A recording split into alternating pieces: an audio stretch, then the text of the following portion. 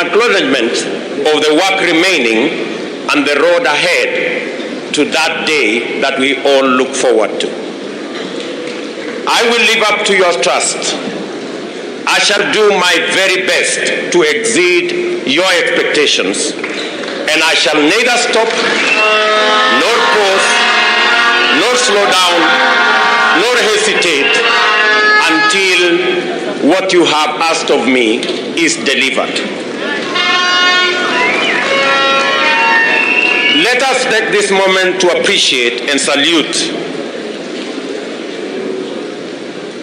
those who participated in this exercise.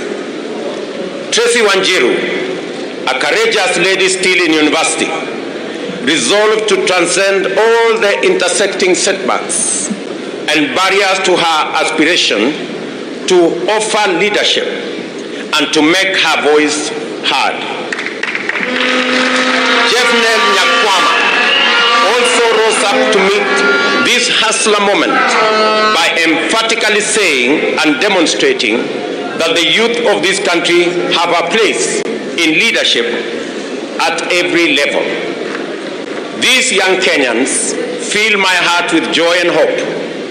In them, I see myself back in the old days, animated by a vision for change and itching to have a go at leadership. In them also, I see a hopeful future in a country where youth, wealth, name, circumstances of birth, ethnicity, gender, and disability are not considerations nor obstacles to accessing opportunities or realizing aspirations.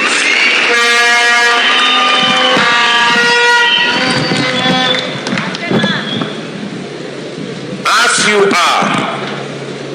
you are perfectly valid and good to go. You did not wait to be invited to the leadership conversation. Sometimes the invitations never come. You took your chances, entered the room, and sat at the table. Please do not leave the table. Let us keep talking, working, and growing together.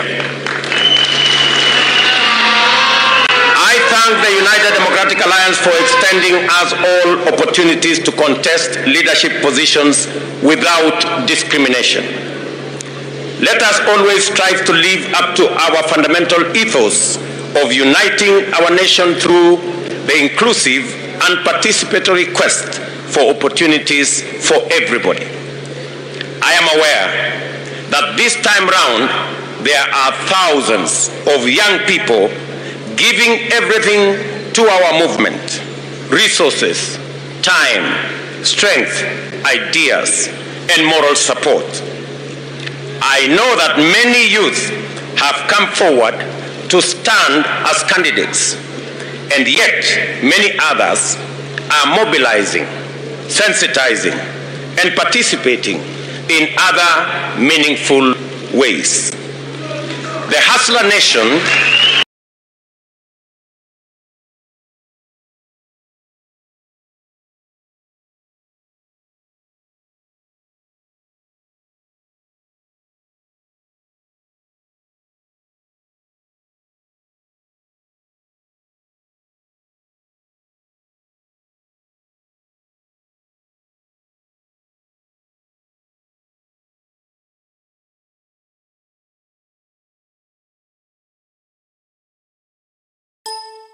is a young nation. The voice as well as the aspiration of Kenya's young people form an essential pillar of our movement. I therefore want to register my gratitude and appreciation and assure you of my commitment to open up opportunities for young people to thrive and drive the progress of our nation.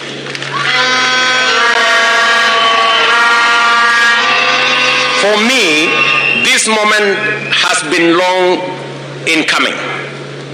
I have been engaged in political leadership and associated activities since my university days.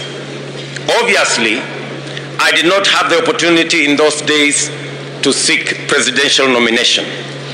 But I rose from the bottom of the party pyramid, working my way up until I entered party leadership and eventually became a member of the National Assembly at the age of 31. I was an assistant minister at the age of 33 and a cabinet minister at the age of 36 and an opposition MP at the age of 37. And that has sort of formed the basic rhythm of my career ever since. In that time, I have learned a lot, made mistakes, achieved successes, and refined my leadership philosophy and vision for this country. I have learned that leadership failures can cost the country tremendous opportunity and inflict irreparable harm on those many people who depend on us. I have learned that the biggest mistake a government or a party can make is to fail the inclusion test. My original political intuition that governance is all about the people and that development can only be sustainable if programs are designed on the people's terms. I have learned that continuous engagement with the people is indispensable to effective governance and that leadership works and listens more and speaks less. My first bid for a party's nomination to contest the presidency was in 2007, which I did not win, and I conceded defeat and went all out to support the party and its candidate then.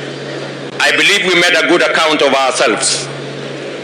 My second bid for a presidential nomination was in 2013. This was again deferred as my party subsequently resolved to merge with another party.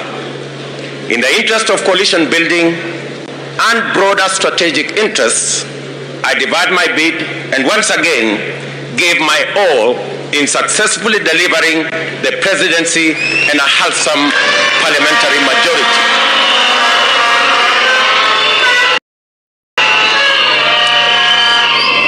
Today, I know without any shadow of doubt that the time has come to represent the hustler nation.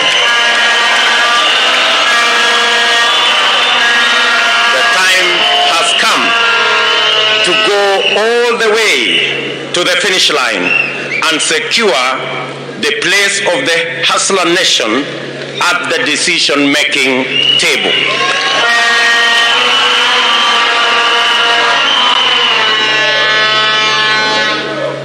Let the message get out from this very moment and from this place that I am ready, that I will do everything and my best at that, and most of all, that I am determined to give you a campaign you will be proud of and to win.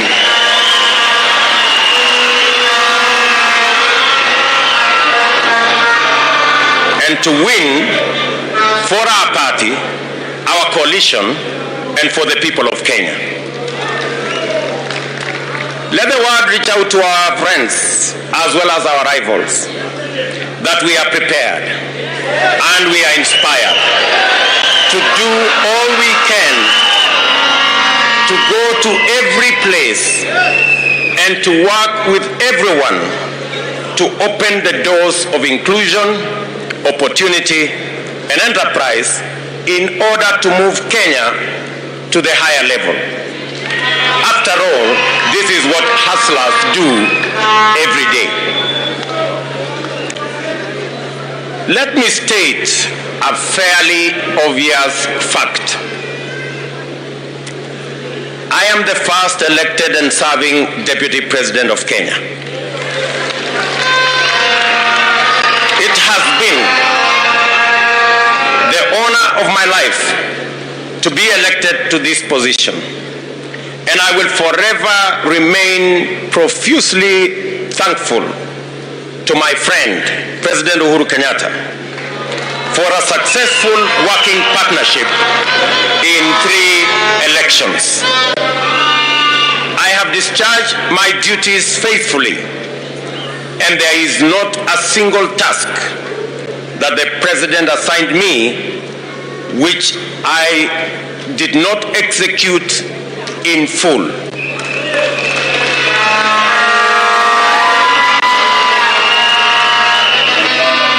The Jubilee Coalition we formed a decade ago was formed through a covenant to eliminate the politics of hate, division, and ethnicity. Political competition organized around ethnic division is toxic, yet many politicians accept this to be the essence of democracy. Our covenant formed the foundation of a new approach, issue-based politics, institutionalized through national political parties. We succeeded in demonstrating that democracy does not go hand in hand with chaos, confusion, or instability. We have shown that democracy does not express itself through discrimination, exclusion, division, suspicion, or conflict. In government, we focused on delivering those projects and programs that would enable the state meet the people at their point of need. Therefore, we swiftly transformed the country through unprecedented investments in infrastructure as the springboard to effective, efficient, and sustainable service delivery to all parts of Kenya. As a result, we built a new, modern 700-kilometer long standard gauge railway, constructed 10,000 kilometers of new tarmac, and connected 6 million people to electricity. We also set up 150 technical training colleges.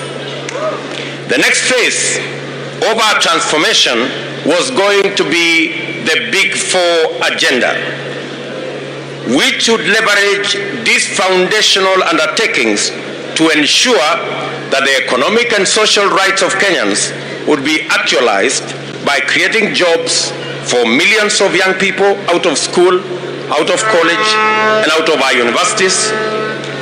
It would also transform agriculture to increase food production and to lower the cost of living and increase money in the pockets of millions of farmers. Big Four would also radically change our delivery of healthcare by rolling out a comprehensive universal health program. This would complete the task of transforming Kenya that we had been assigned in 2013. From 2017, however, the party backpedaled on its foundational commitments, including the founding covenant. The party rejected national, inclusive, issue-based, transformative leadership and embraced parochial, ethnic, divisive, and retrogressive politics. It defaulted to tribe as the organizing variable of our politics and governance. It privatized governance and weaponized public policy and institutions.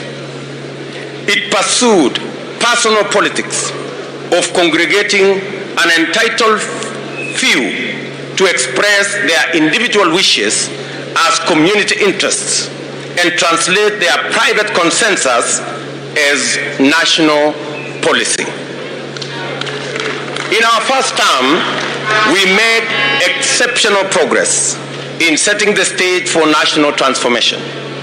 In our second term, we witnessed accelerated regression into the tyranny, personality cult politics, and the weaponization of public offices to intimidate, harass, and persecute Kenyans perceived not to worship those in power. Many large enterprises were destroyed. Many business owners harassed. Many leaders subjected to humiliation, intimidation, blackmail, because their only crime was holding contrary opinions to those holding the levers of state power. A new frame of national unity was engineered in undemocratic and in terms which rationalized grounding and swallowing the whole opposition and the vandalization of the Constitution to accommodate corrupt and dangerous ethnic arrangements. At the same time, the Big Four agenda was abandoned, pushed into the back burner, as execution of its flagship projects was left at the mercy of forces of emergent state capture. Those who remained loyal to our founding vision were shunned, hounded, threatened, and then persecuted. This is how we lost 4 years that would have gifted us with a brilliant blossoming of a beautiful dream which inspired millions of Kenyans in 2013. To his credit, my friend the President did inform me that he needed space to work on his personal legacy as the 4th President. I obliged, and this led to my eventual retreat to the margins of a government that I had participated in forming. The past 4 years have provided me special moments to be able to engage consistently with ordinary people. As Deputy President, I have worked directly with Wananchi, going to meet them in their villages, their markets, their farms, and their places of work, and to have practiced the leadership of listening more and speaking less. All through my political journey, I have believed in walking with the people, listening to them, and doing my best to do what they want, not what I think will be a monument to my own achievements. I have learned that our plush, comfortable, secure offices are inaccessible to the majority of the people who need them the most. As a leader, this is a huge setback because it costs us the opportunity to be useful and effective. These engagements taught me a lot about things I thought I knew. Most importantly, they reminded me the most important question of all: what does the government do, and for whom does it work, and how therefore should it work? I was appalled by the intensity of contempt many have for ordinary people and their rejection of any suggestion that their voice matters. I remain sorrowful over the hatred in the language that proudly despises the poor, the struggling, the hurting, the lonely, and the abandoned. Many of us have felt the stinging lash of this contempt, and we all know where it comes from. Behind the shameless deception that national unity is the coalescing of a few leaders to organize their selfish interests in an implacable sense of exclusive entitlement to the privileges associated with state power. This entitlement is the basis for the formulation of a cynical agenda to capture the state and disenfranchise ordinary people for good. That is why we have witnessed the criminalization of enterprise, the marginalization of livelihoods, and many parts form part and parcel of this contemptuous exclusion. We in the Hustler Nation believe that the measure of any society lies in how it treats its weakest and vulnerable members. We work from the bottom up because if we take care of the bottom, we take care of everybody. We want Kenyans to have opportunity to hustle from the bottom up. The top, therefore, must be understood to be everyone's aspiration, objective, and ideal destination. It is not bottom versus up. It is bottom up. It is not bottom versus up. It is bottom up.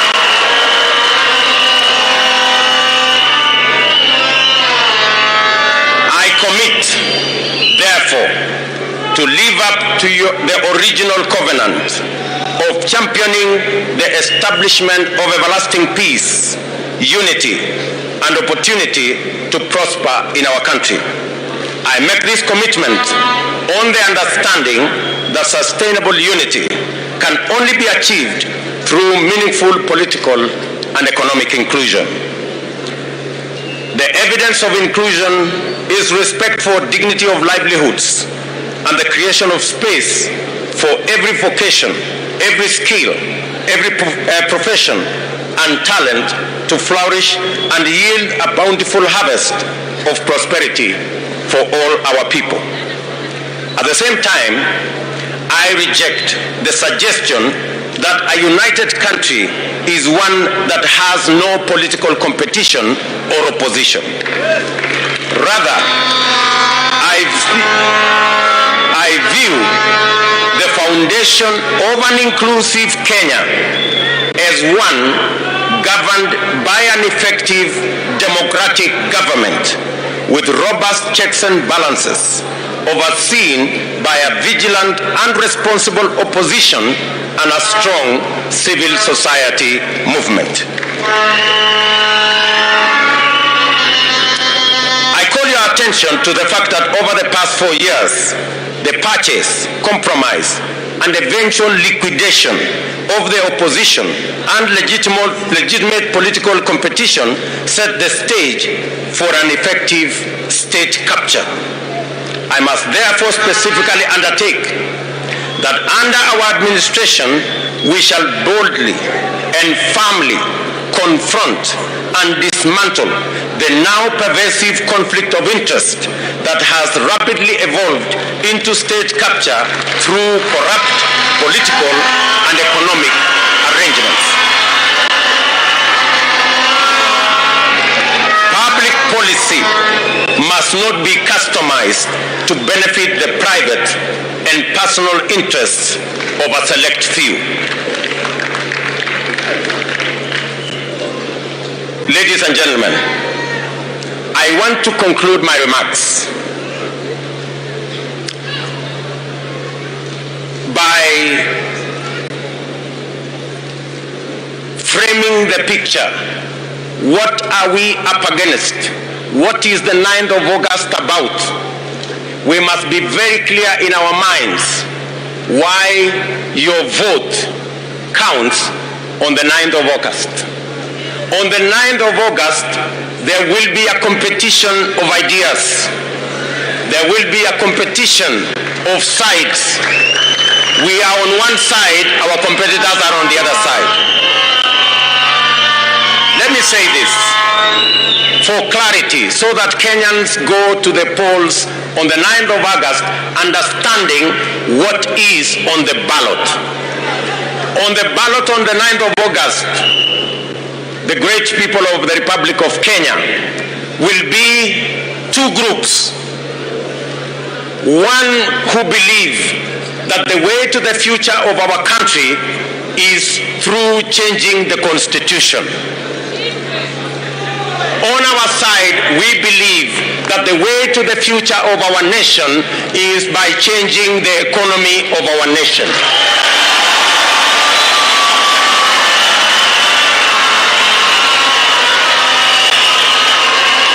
We are seated here.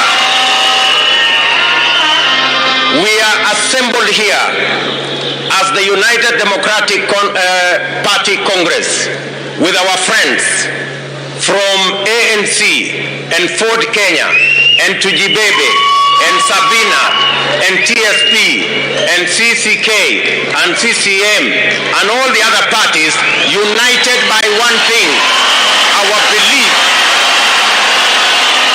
that the future of our nation is predicated on changing the economy of our nation. While our competitors believe that it is through the changing of the Constitution to create positions for a select few will treat our problem of exclusion, on our side, we believe that we need to change the Constitution to create opportunity, create jobs, create opportunities for millions of young people out of school, out of college, out of our universities, that therein lies the solution to the inclusivity question in the Republic of Kenya.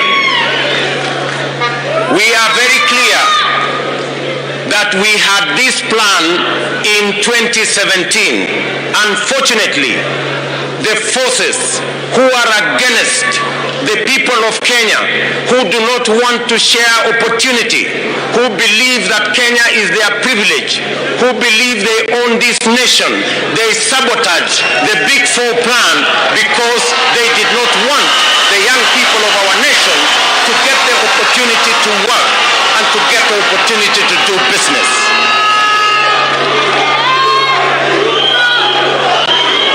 I want to say with clarity and certainty that if we had not lost 4 years chasing a mirage, if we had taken time to implement the Big Four plan, Kenya would be different from what we have today. We wouldn't be having millions of young people languishing without jobs. While our competitors believe that they will go to the polls so that they can get the opportunity to change the Constitution so that a few people can share power, we are telling them we will go to the polls to elect leadership that is going to create opportunities for empowerment, not sharing power, for the empowerment of millions of citizens of our republic. We want to remind our competitors that 10 million Kenyans today are in a lottery because they have no defined jobs, they have no defined business, they have no access to credit, they have no place to do business, there is no law to protect their enterprises.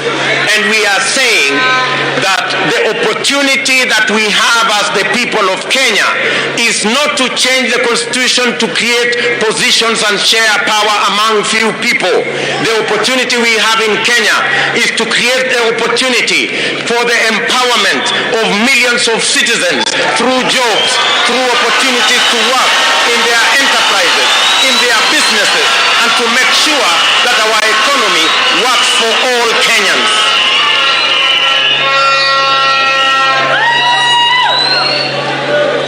Our competitors believe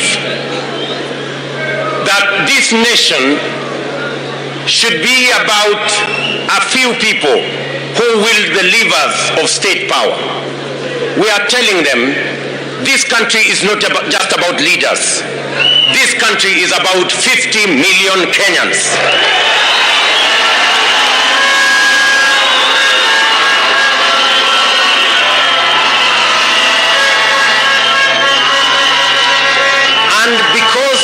And because it's about 50 million Kenyans, we will not accept to go the journey. They have told us they will bring back the BBI monster because they want to create an imperial presidency. They want a president who controls the judiciary using the ombudsman. They want a president who controls the legislature using appointments. They want a president who does what he wants or what she wants merely because she has power or he has power or they have influence or they have money. We are telling them that this country is about 50 million Kenyans, and we will not accept to go back to the dark days of an imperial president. We are marching forward to a Kenya of shared prosperity by 50 million Kenyans.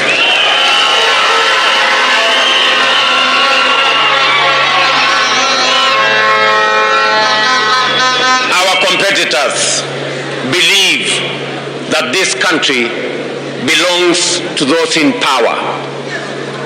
They believe in impunity. They believe in monopolies. They believe in cartels. We want to tell them we believe in the rule of law.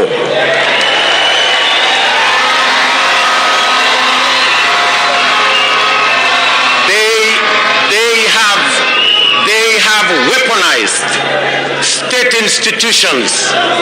They have weaponized the DCI. They have weaponized the EACC.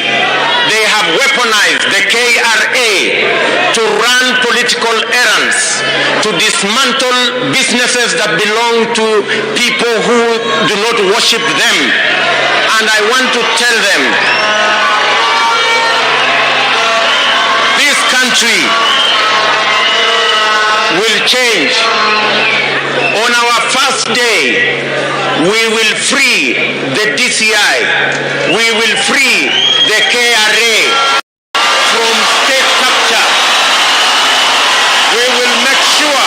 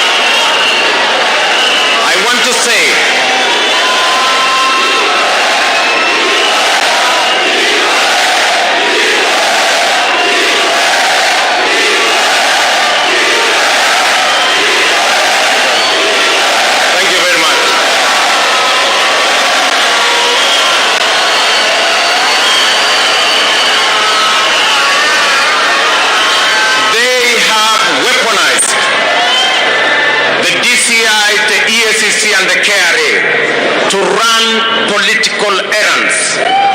We will professionalize the DCI's office and the KRA for them to discharge their constitutional and legal duty. On the first day, we will appoint accounting officer for the IG and the DCI, so that going forward, the DCI and the IG will have financial independence and they will never again depend on the office of the president for them to discharge their responsibility.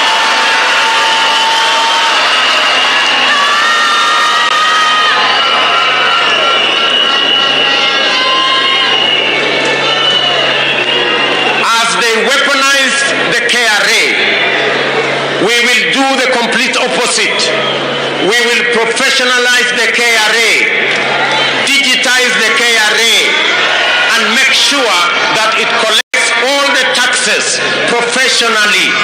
And the 60% of the taxes that are not collected as VAT, we will make sure that we will create the mechanism, the digital platform, so that we can collect taxes and we don't have to fight Kenyan enterprises and destroy people's business.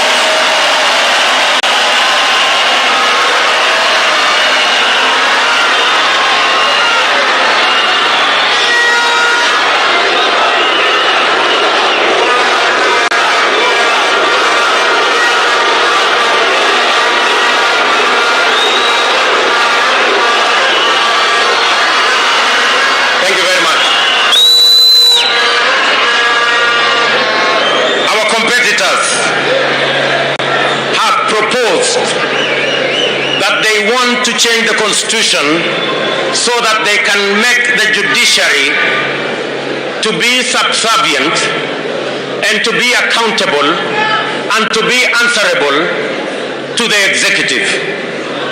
We want to tell our competitors we will do the complete opposite.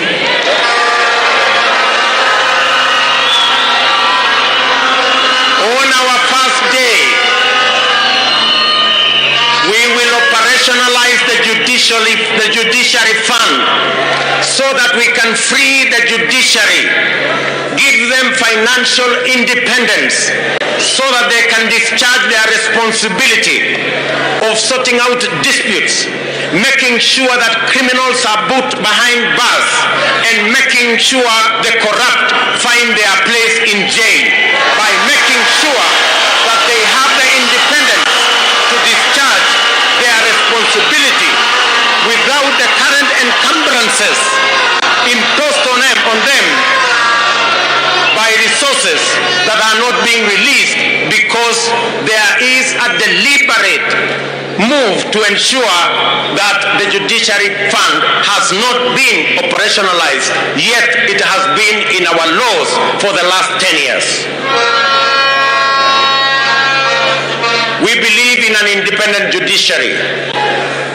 We want the judiciary to discharge their mandate, independent of the executive. We want the judiciary to provide its oversight role over the other arms of government. We want the judiciary that will stand tall and make sure that they discharge their responsibility without encumbrances of matters to do with financial dependence on other arms of government. We want a judiciary that will be truly independent, that does not receive telephone calls from the executive for them to write judgments. We want a judiciary that is truly independent.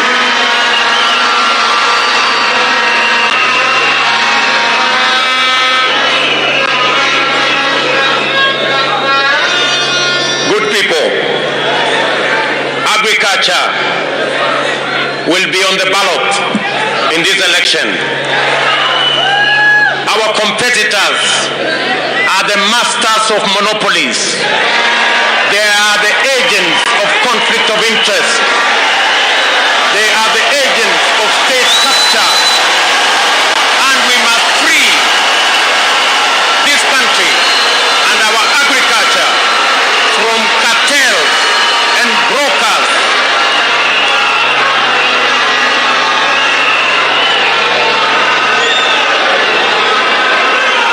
We are telling our competitors that we will deal firmly with conflict of interest.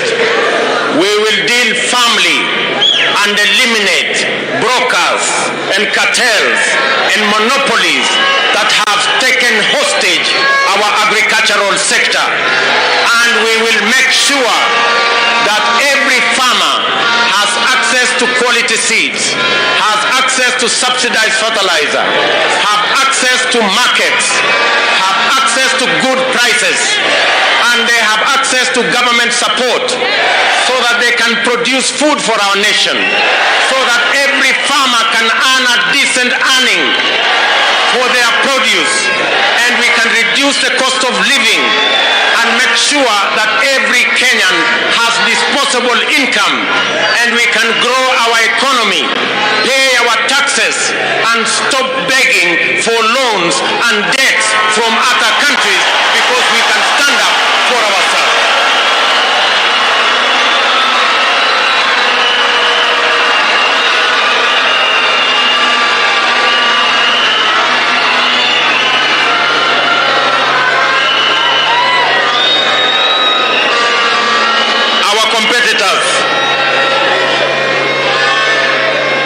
Our competitors are telling us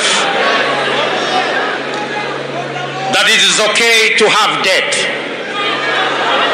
Our competitors are telling us every country has debt.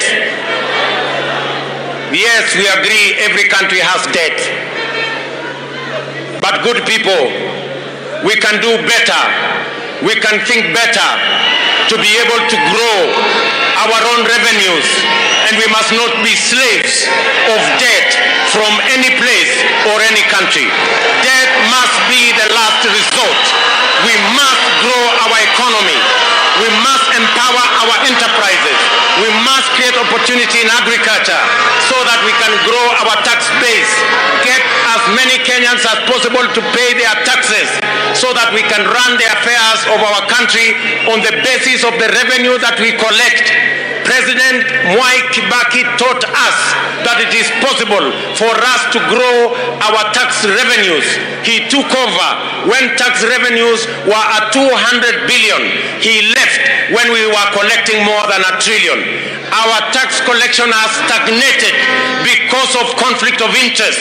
Our tax revenues are stagnated because we do not have a concrete plan. We are saying our movement will create a concrete plan that will expand our taxes so that we can double our tax revenues and reduce on borrowing and debt that can cripple our country.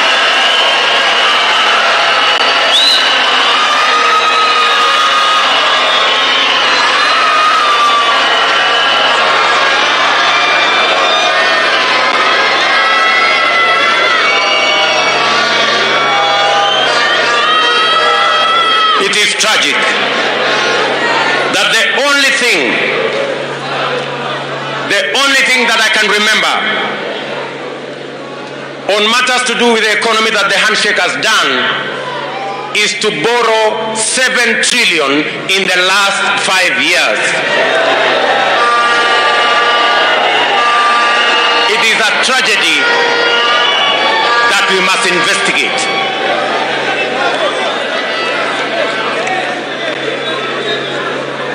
Good people, we are at a historic moment.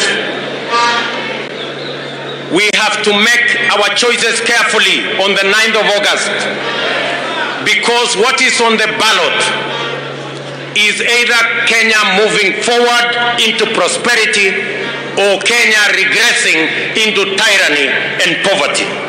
The choice is as clear as day is from the night.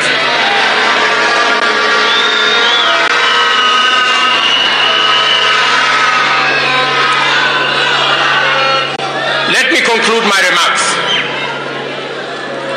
by saying we will create a comprehensive environment for Kenyans to save, a comprehensive environment for us to grow our own savings. Many countries have their savings in the region of 30 to 40% of GDP. It is only in Kenya that our savings as a percentage of GDP is around 7%. And it is because we think debt is the easier route. I want to say savings is the better route. And that is what we must go. That's what we must do.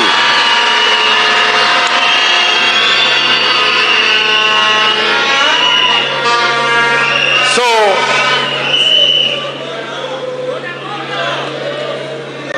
my good people of Kenya, let me say, this contest has been defined. Kenyans know what to vote for in this election.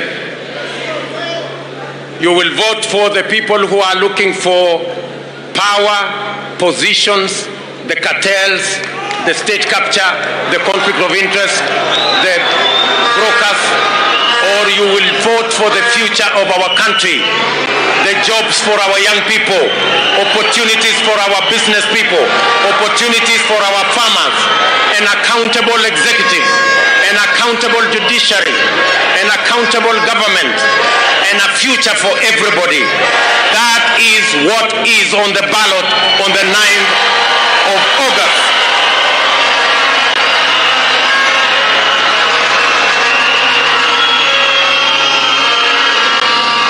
Again, let me thank all of you for sparing time to listen to me. I appreciate your patience. I appreciate your commitment. I appreciate your time. I appreciate your sacrifice. I want to thank many leaders who have had to suffer and be victims of a weaponized fight against business, a weaponized fight against leaders. I want to thank many leaders who are here, specifically members of parliament who are here. Can I ask members of parliament who are here to stand up from the UDA party?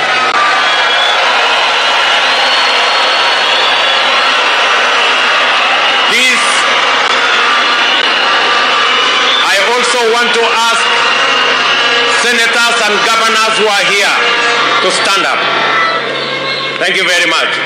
These men and women have been subjected to blackmail. They have been persecuted. They have been threatened. Many of them have been dragged to court for crimes they never committed. Their crime was only to be my friends. Their crime was only to be members of the Hustler Nation. But I want to thank them. They are made of good metal. They are made of fine gold. And history will judge you guys fairly. That you stood up against tyranny. That you stood up against blackmail. Thank you very much.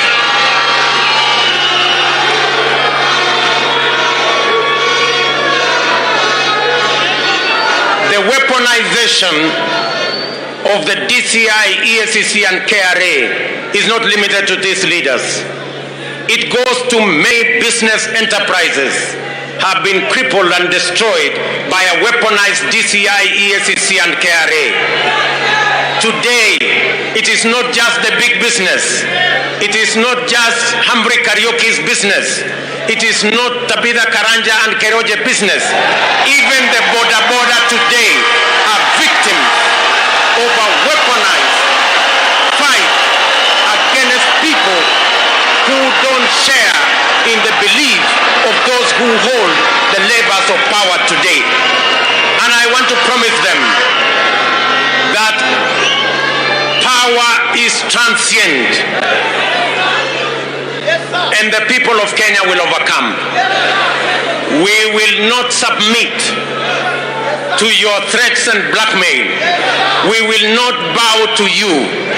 We will not worship you. We worship the living God in heaven. We worship no human being.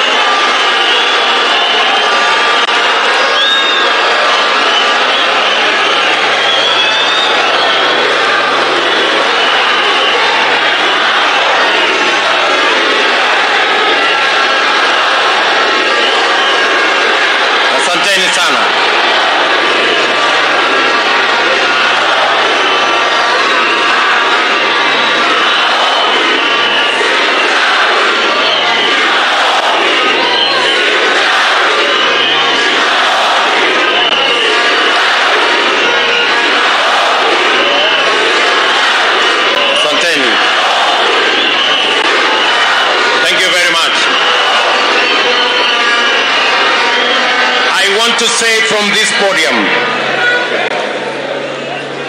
you may have power, you may control the levers of power, but we believe in God, the all-powerful. We submit to God, the all-powerful. We will respect everybody. We will give respect to whoever respect is due. We will give honor to whoever honor is due. But we will worship only God in heaven. We will worship no human being.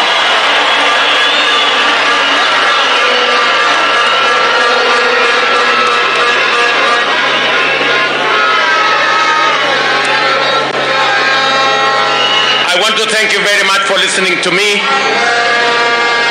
I accept this nomination with humility. I commit that I will do my very best to make sure that I don't let you down and that I actualize the aspirations and the wishes of each and every one of you and make your dreams come true. Thank you very much. God bless you. Asante.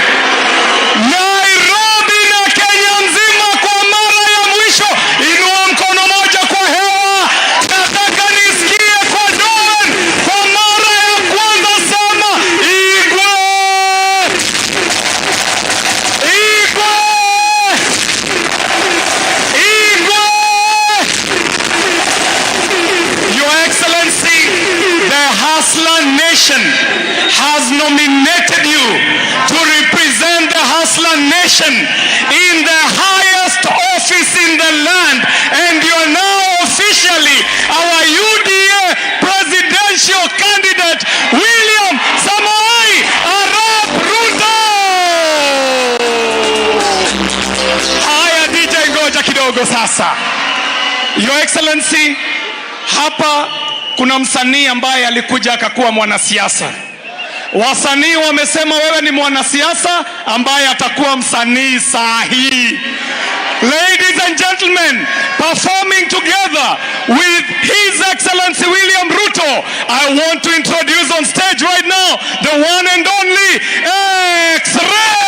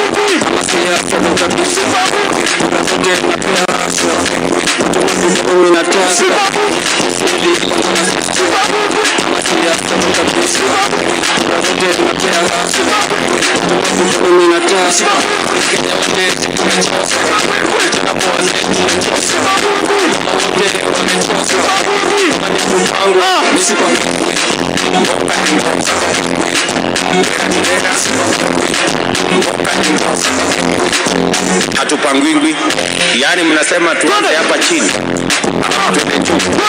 yani hapa bottom kwa watu wa matatu na watu wa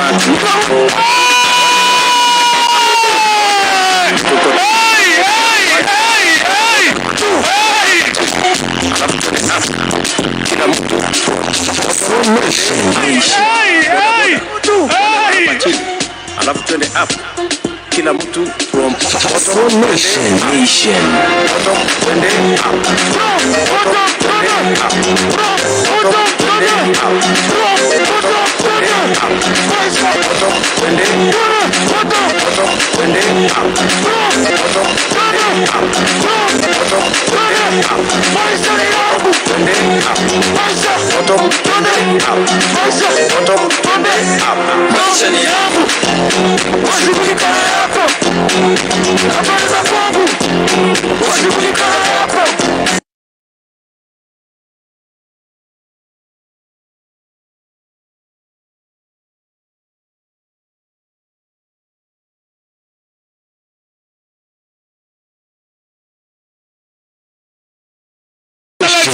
Coming up right now, we want to bring up the one and only Iyana.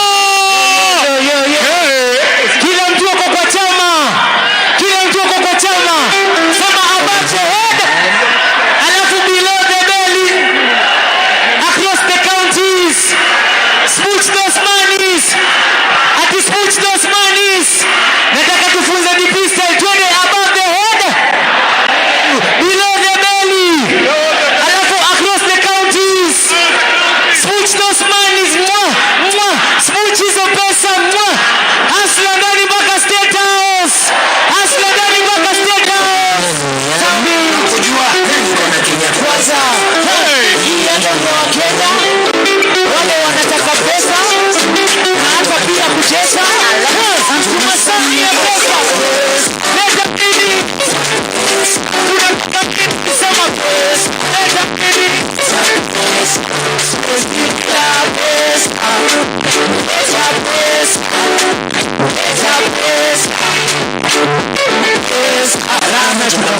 Leta pesa fukoni, kila mtu apewe, Kenya kwanza kwa pesa, maisha ni tamu kwa pesa, mama mkuu anataka pesa, watu wakiwa wanataka pesa, ile wakulima wanataka pesa, ukiwa na pesa, tutajenga uchumi bana, ukiwa na pesa, hakuna kufukiza bana, ukiwa na pesa,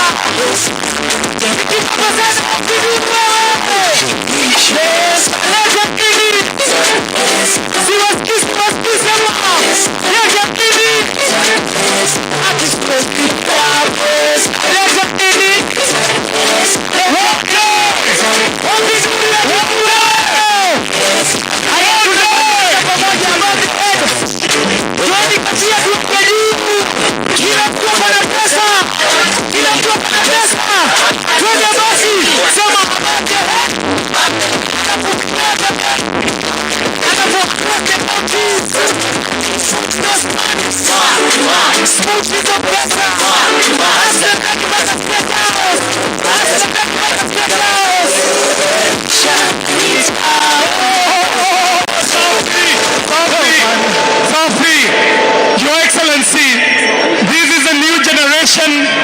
These hustlers ache their living out of their creative. And we are committing as your next government to ensure that the intellectual properties policy is developed for this generation of creatives. Ladies and gentlemen, finally, we have the one and only Mr. Wise. Hustler mwenyewe, hustler mwenyewe. Mr. Hustler.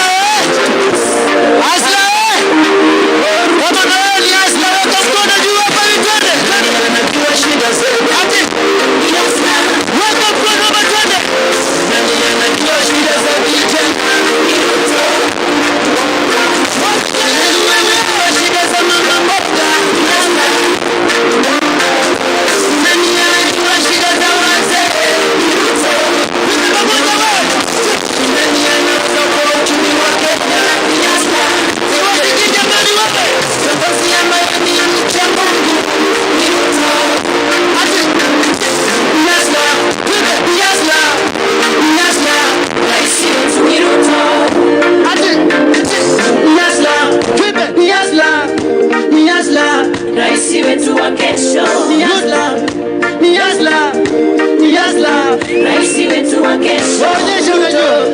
Ni Ruto, ni Ruto. Rais wetu wa kesho. Ni Ruto, ni Ruto. Rais wetu wa kesho. Kama amehakikisha kweli Ruto ni tosha. Kama amehakikisha kweli Ruto ni tosha. Oscar amehakikisha kweli Ruto ni tosha. Muhammad amehakikisha Ruto ni sawa. Vigelele wewe. Moses Kuria amehakikisha Ruto ni tosha. Moses Kuria amehakikisha Ruto ni tosha. Murkomen amehakikisha Ruto ni tosha. Vigelele Murkomen wewe. Murkomen amehakikisha Ruto anatosha. Wachungaji makanisani wasema Ruto ni tosha. Wananchi wote nchini wasema Ruto ni sawa. Ruto, tunataka Ruto, tunataka Ruto. Rais wetu wa kesho. Ruto, tunataka Ruto, tunataka Ruto. Rais wetu wa kesho. Hasla, tunataka hasla, tunataka hasla. Rais wetu wa kesho. Hasla, tunataka hasla, tunataka hasla. Wapigelele wewe. Hey, thank you DJ. Ngoja DJ.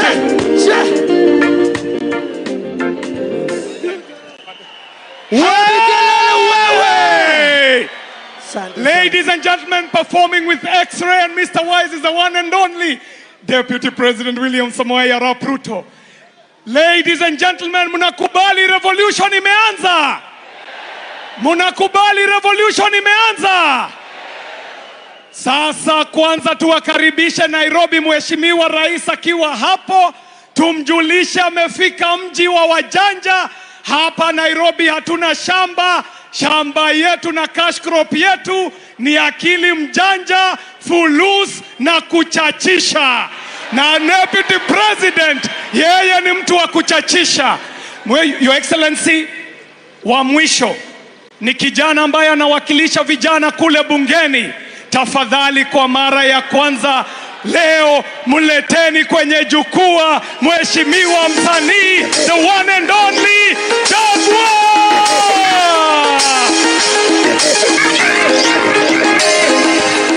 Hey. Weka mkono hivi.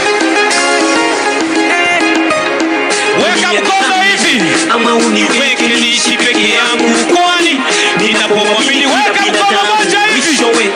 Ananigeukia dunia nitambishi. Ama uniweke niishi peke yangu kwani ninapomwamini kila binadamu. Mwisho ananigeukia. Nitazame nani ni mwamini nani. Wananigeukia. Vigeugeu. Vigeugeu. Vigeugeu. Wananigeukia. Na mwamini daktari sana amponye rafiki yangu. Wanamweka kwenye life support machine. Kumbe aliaga ni pesa na kusanya.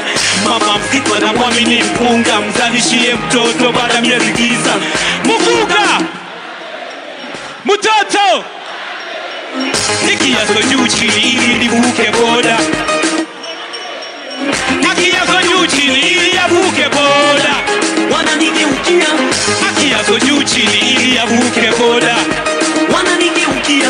Nikiazo juu chini ili yavuke boda. Wananigeukia. Nimtazame nani ni mwamini nani. Wananigeukia. Vigeugeu. Vigeugeu. Vigeugeu. Wananigeukia. Nimtazame nani ni mwamini nani. Wananigeukia. Vigeugeu. Vigeugeu. Vigeugeu. Wananigeukia. Mwanamwamini katanyo kangura. Kakilio walidi yekatimiza. Baada miaka 5 anarudi na kitambi bila kutimiza. Ninapasa kajirani yangu nilimwamini kufa na kupona. Nikitoka kwangu nenda ingia kuzali na bibi yangu. Nikiazo juu chini ili nivuke boda. Wananigeukia. Nikiazo juu chini ili yavuke boda. Wananigeukia. Nikiazo juu chini ili yavuke boda. Wananigeukia. Nataka nione mkono ya UDA tukimaliza. Wananigeukia.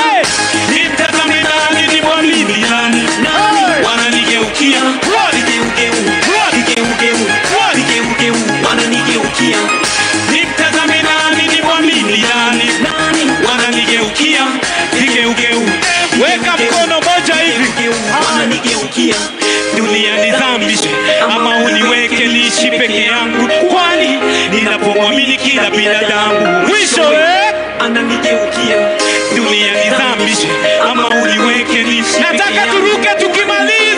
1, 2, twende wote. Bibi yangu kigeugeu, na uhuru kigeugeu, na uhuru kigeugeu, wazao wangu kigeugeu, na uhuru kigeugeu, na uhuru kigeugeu, na uhuru kigeugeu, na uhuru kigeugeu, bibi yangu kigeugeu, wazao wangu.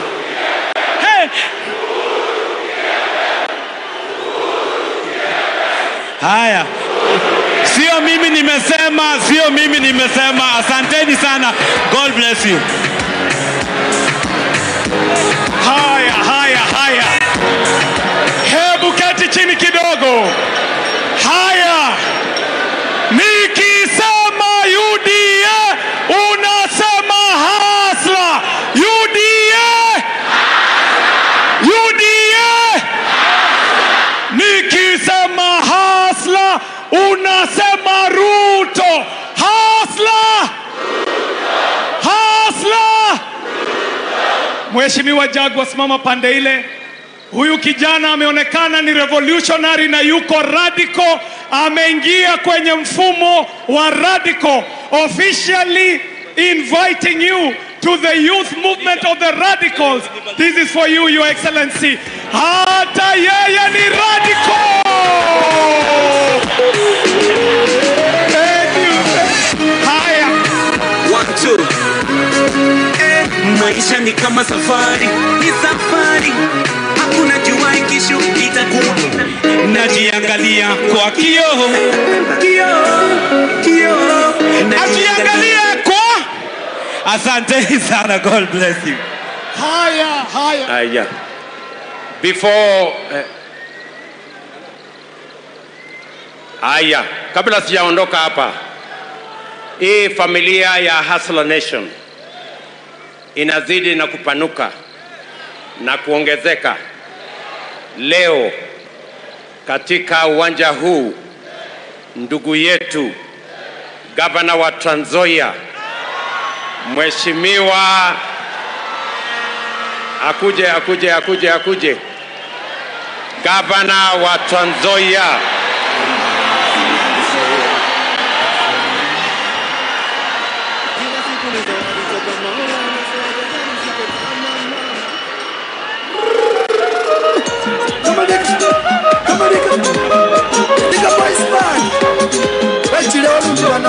Mheshimiwa Haemba leo amejiunga na Hustler Nation na chama ya UDA.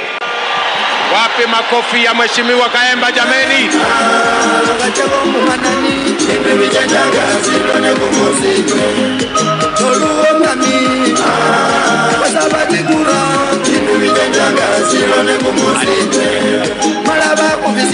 Asante sana. God bless you.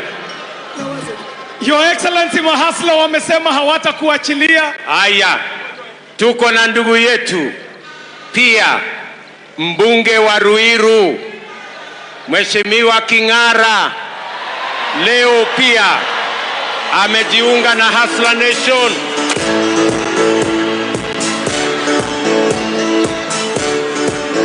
Asante sana. Haya, anasema ni mtu wa PCA ako na mutaratara. Asante sana mheshimiwa, utaongea baadaye. Haya, wacha sasa nimuite ndugu yetu. Your Excellency, mahasla wamesema hawezi toka kwa jukwaa kwanza, una jukumu la mwisho la kutekeleza Mheshimiwa Rais. The Hustler Nation is keen to know your family. Your Excellency, you have to introduce your beautiful family. Kindly, sir. Good. Asanteni sana. Hapa pamoja na mimi ni rafiki yangu, the love of my life, Mama Rachel Ruto.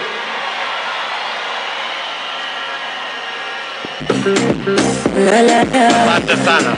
Thank you. Hapa pia tumekuja na watoto wawili ambao wana represent wale wengine. Wapi June Ruto yuko hapo, mpigeni makofi. Na huyo anaitwa Shalin Ruto yuko hapo, asante. I apologize, my son Nick did not get permission from his place of work. He works in a law firm, lakini hakupata permission, ni sawa tu. Atakuja siku nyingine. Na huyo mwingine ako pupillage na hawa wengine wawili wako shuleni. Asanteni sana na watakia baraka ya Mungu. Thank you very much. Thank you, Your Excellency. Nikisema UDA, unasema hasla. UDA! Nafasi hii kama mheshimiwa rais anaketi kidogo, ni yeye atatuitia wageni wake, lakini anataka apunge hewa kidogo. Nachukua nafasi hii kwa mara nyingine kuwakaribisha hapa Nairobi, na kama mheshimiwa rais anachukua kiti chake, tujitayarishe sasa kwa sehemu ya hotuba ya viongozi kutoka. Asante. Tunamgoja mheshimiwa rais aketi chini. Wabebe skilo, wabebe wasikie. Wabebe skilo, wabebe wasikie. Wabebe skilo, wabebe wasikie. Wabebe skilo, wabebe wasikie. Wabebe si ujibebe, demu yangu anadai tu matembe. Your Excellency, the President, delegates and all invited guests, welcome to Nairobi City County.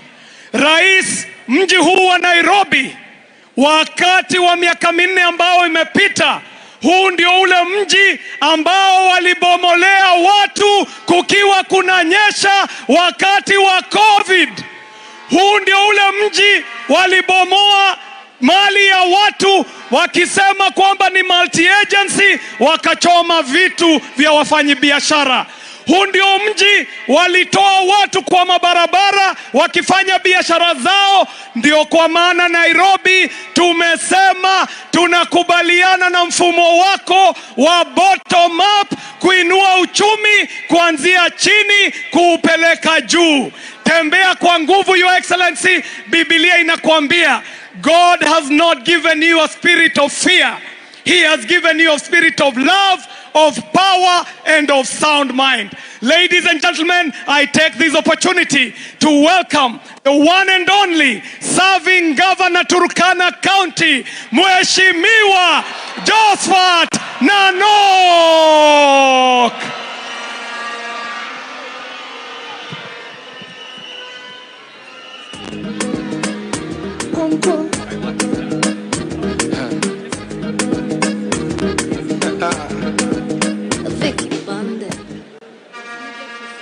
Your Excellency, the party leader of UDA and the presidential candidate UDA, Mama Rachel, invited leaders, all the delegates of our UDA party, I want to be the first one to congratulate you for giving William Samoei Ruto the mantle to go into the elections of 9th of August as a candidate for UDA. And we will pray for him to take up, do his campaign. We provide support to him and make sure that he becomes the 5th president to be able to realize the dream of the bottom up that is going to support all the millions of hustlers in this country. So thank you so much, sir.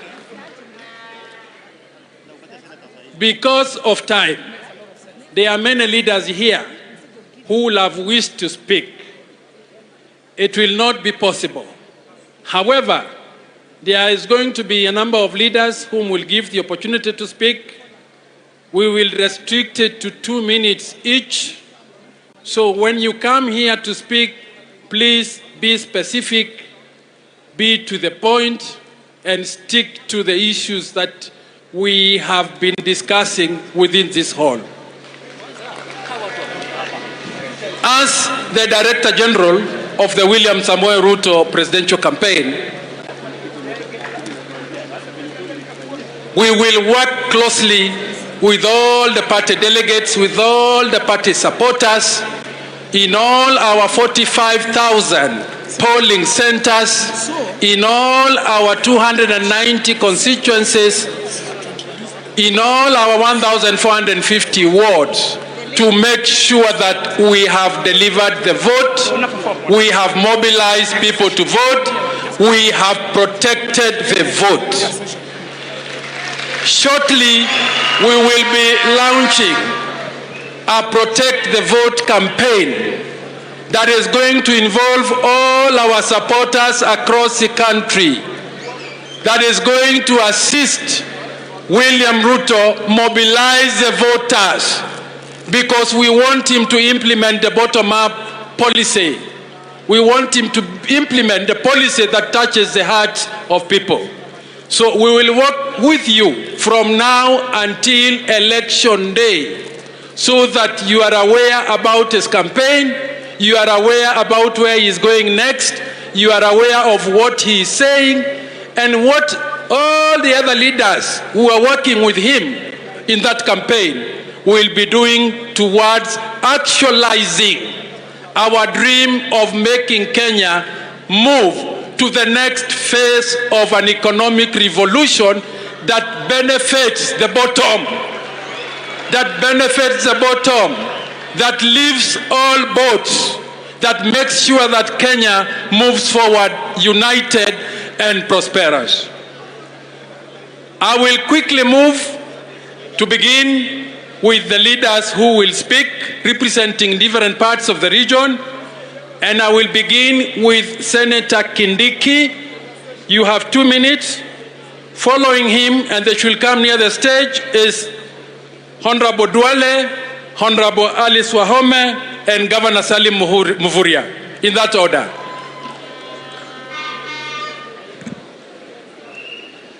Senator Kindiki.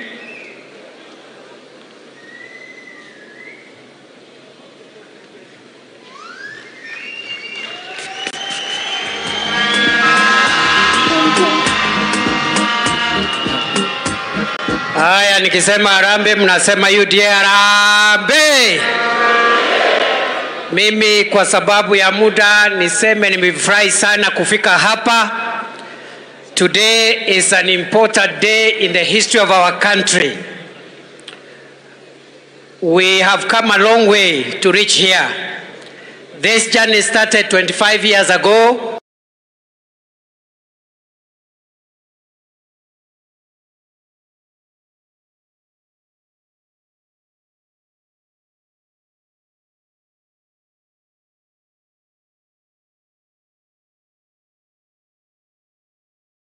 Do you ever feel like you're being watched? You are. The browser you're using is allowing your behavior to be exploited and monitored. Some websites allow over 100 trackers to latch on and follow your every move. You don't even know who these trackers are or where these details of your life are going. But I'm not letting that happen to me or my family. That's why I use Brave Browser, because Brave doesn't collect my browsing.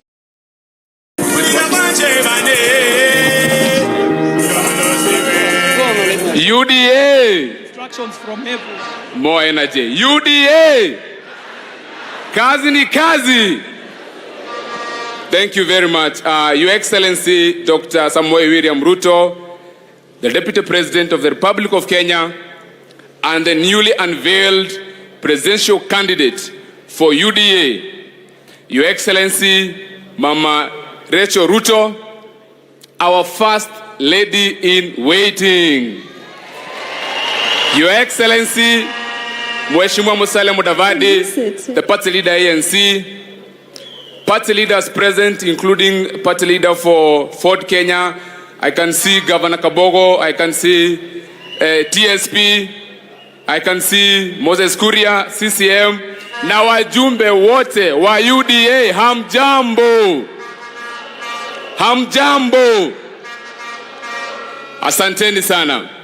From the ANC party, we have come here to celebrate and congratulate UDA party upon this very, very momentous occasion. And I want to thank my party leader, His Excellency Wycliffe Musalia Mudavadi, for guiding us into the right side of history. The side of justice, the side of equality, the side of inclusion, opportunity for all, regardless of your first name or your father's name. This is the side of majority of Kenyans. The side of the people. They say the voice of the people is indeed the voice of God. And so we have accompanied our party leader from all over the country to come and celebrate with you. We have with us Honorable Issa Timami, makofi kwake. We have Honorable Margaret Itongai, makofi kwake. Honorable Kasim Tandaza. Our national chairman, Honorable Kevin Lunani. Unasimama, unawave. We also have Super Senator Kilofas Malala. We have Honorable Sakwa Bunyasi, Member of Parliament. Honorable Alfred Agoy, Member of Parliament.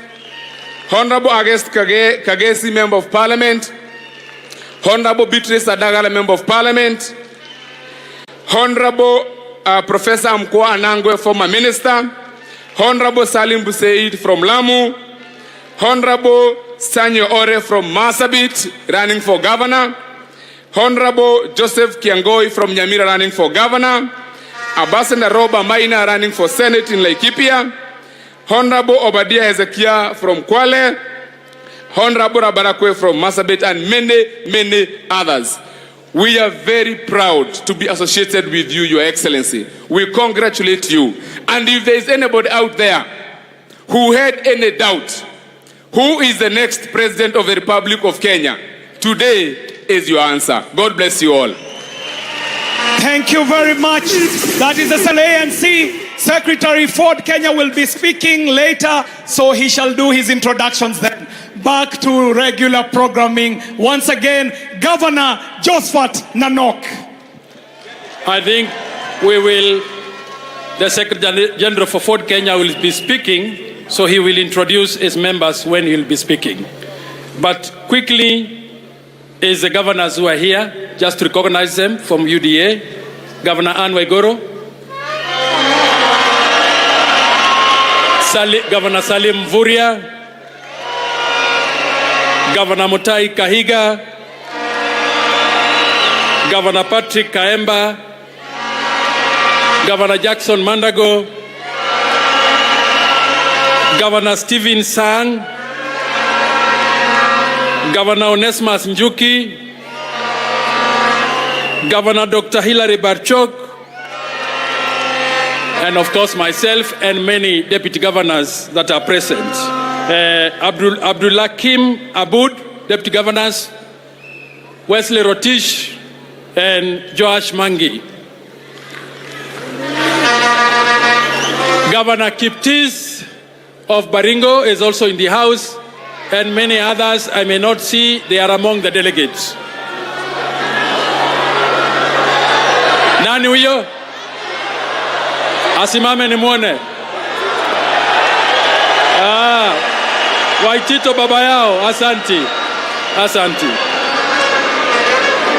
Let me now bring in for 2 minutes Honorable Dwale to come and give his message of congratulations, and Alice Wahome and Salim Mvurya should also be lining. 2 minutes each. Harambee! UDA! Alafu baadaye mtasema pesa mfukoni, haki kwa wote. My friend and brother, Honorable William Ruto, congratulations. We have been in this hall since 2007.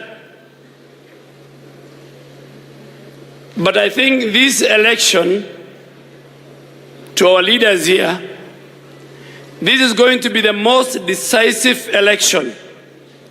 This election will be a turning point in the history of Kenya. And why do I say so? This election will be between the ordinary citizens and the bourgeois, within the meaning of Stalin, the famous Stalin of Russia. This election will be about the debt, the 13 trillion debt, and more so the 7 trillion debt that was borrowed courtesy of the handshake brothers. This election will be decisive, and I want to speak for where I come from and the religion that I profess. This election will be about end to impunity and extrajudicial killings. Many Kenyans, never in the history of this country, under a robust Bill of Rights, their bodies are found in our best of our rivers, in Yala River and in Tana River. Many mothers in northern Kenya, and we will go to Wajir, Garissa, and Mandera, and Lamu, and Kwale. Many women have lost their brothers, their husbands, their sons, through state organized extrajudicial killing. This government that we are going to form must stop and must protect the lives of innocent Kenyans. This election is going to be about protecting the 2010 Constitution. This election will be about those who tell us that for you to ascend to public office, your father and your family must have a history. This election will be very, very decisive, because for the first time in our country, a sitting deputy president was humiliated, both in his personal capacity and in the office that he holds, that the Constitution created. And I want to thank the framers of the 2010 Constitution that insulated the office of the Deputy President. If that was not done, today William Ruto will not be sitting here as the Deputy President of the Republic of Kenya. Let me make one confession, because confessions must be made and confessions must be stated. I was the best friend of President Uhuru Kenyatta and his deputy. And I remember one morning,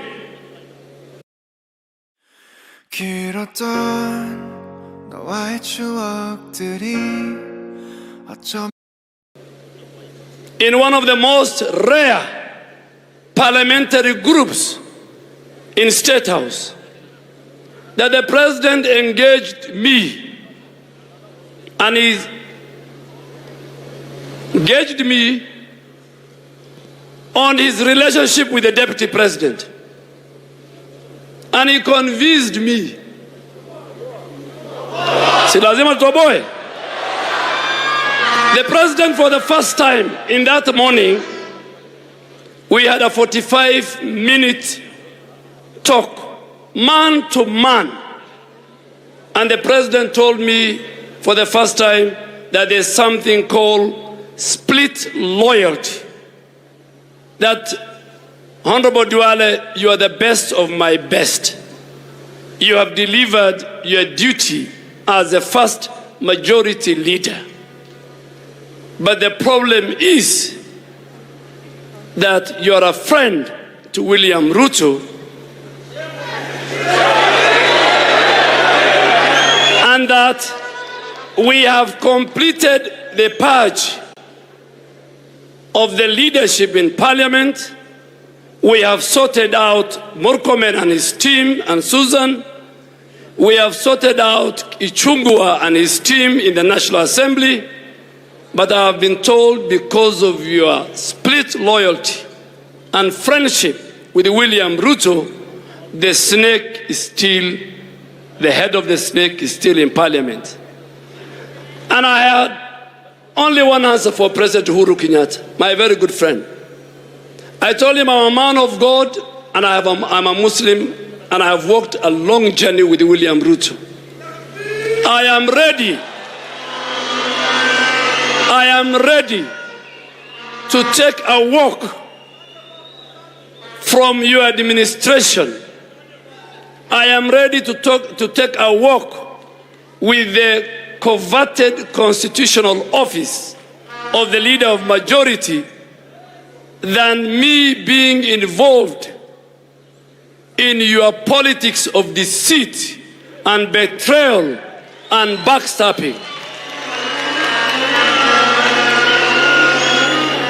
I shook his hand, and we went and walked to the parliamentary group. I will give you more when you get an opportunity to read the book that I'm about to complete.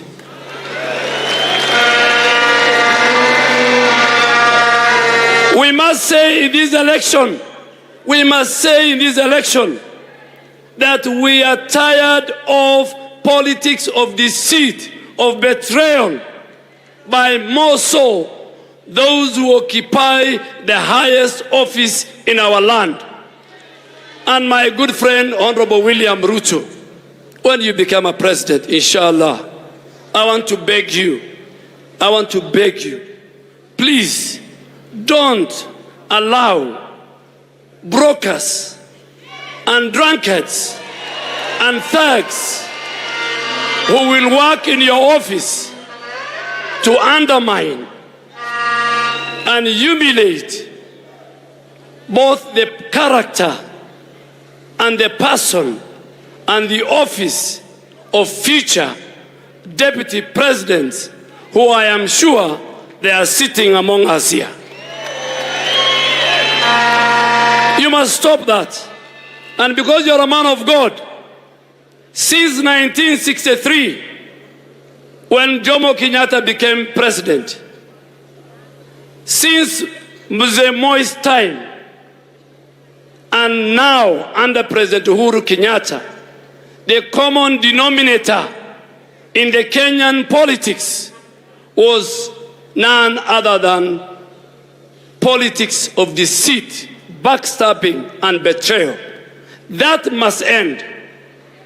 And that's why over 145 members of parliament of the National Assembly from all regions and all communities and all religions, we stood on the high moral ground and say, we will not leave William Ruto at the slaughterhouse. We will not. Today is a good day, and my final comment is this. It is very sad to hear Gideon Moi, who in my opinion is a product of corruption,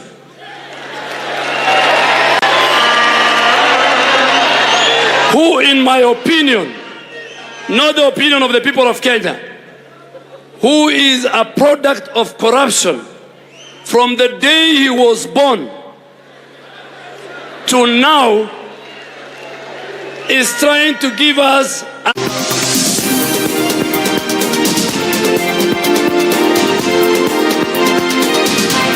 KTN News. Get the whole story. The following takes place from 6 a.m. to 10 a.m. every weekday on Spice FM.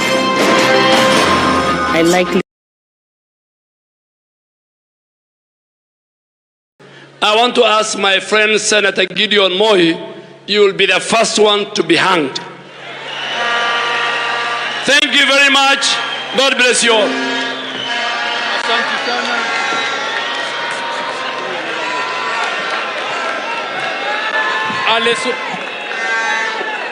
Alice Wahome, Governor Mvurya to prepare, and also Mheshimiwa Victor Munyaka.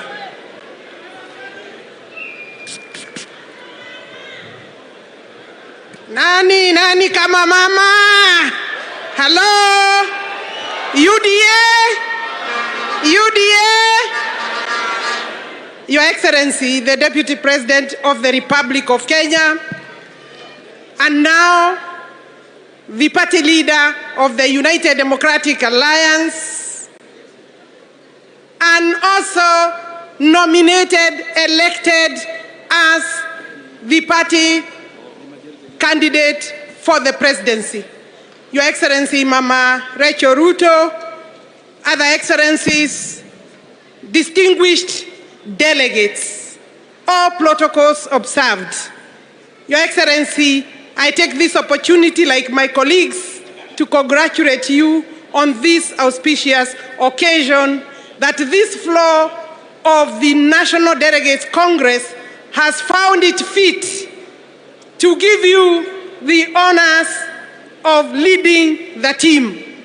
I am very happy on behalf of myself, the people of Kandara, Murang'a, on behalf of the women of the Republic of Kenya. We want to assure you of the vote for women, and we shall move as the Women League, as Inua Mama, as members of parliament of the gender that I represent, to mobilize for this president in so far as we are able to move. Your Excellency, I know in the interest of time we need to speak less, but let me remind you that the National Parliament, both the Senate and the National Assembly, were unable to ensure registration is in place for the 2/3 gender principle. It would be unfortunate if I left this stage without reminding you, Your Excellency, and the leadership of the next government that we are putting in place of 9th August 2022, that we shall expect inclusivity for women, for youth, and for gender, yes, may I hear yes from the women? Persons with disability and the youth will have space and place in your government, or in our government. I like saying in our government because I consider myself in that government. Your Excellency, when they introduced you to us, people of Mlima, people of Kenya, they said you have unmatched record.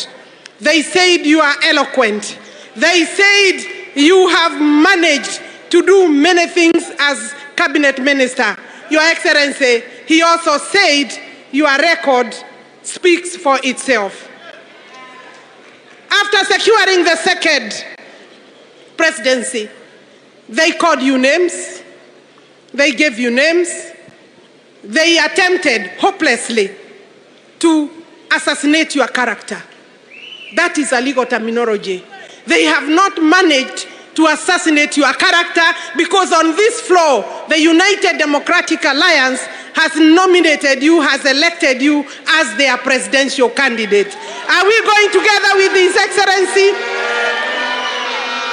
Your Excellency, I want to finalize and say, you have spoken to democracy. You have spoken to economic freedom.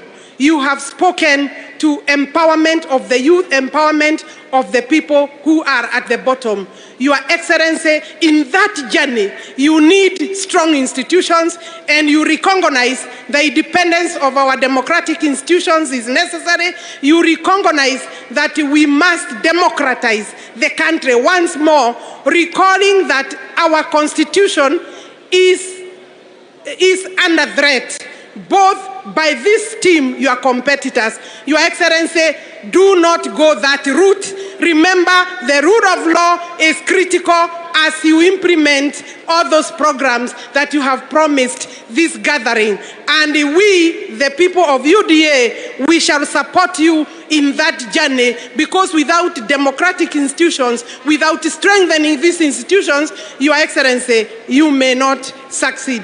I want to wish you well, and mambo bado, si ndio? Tuko pamoja, tunaenda pamoja. Thank you very much. Aya, Governor Salim Mvurya. And as Didimas Baraza prepares also.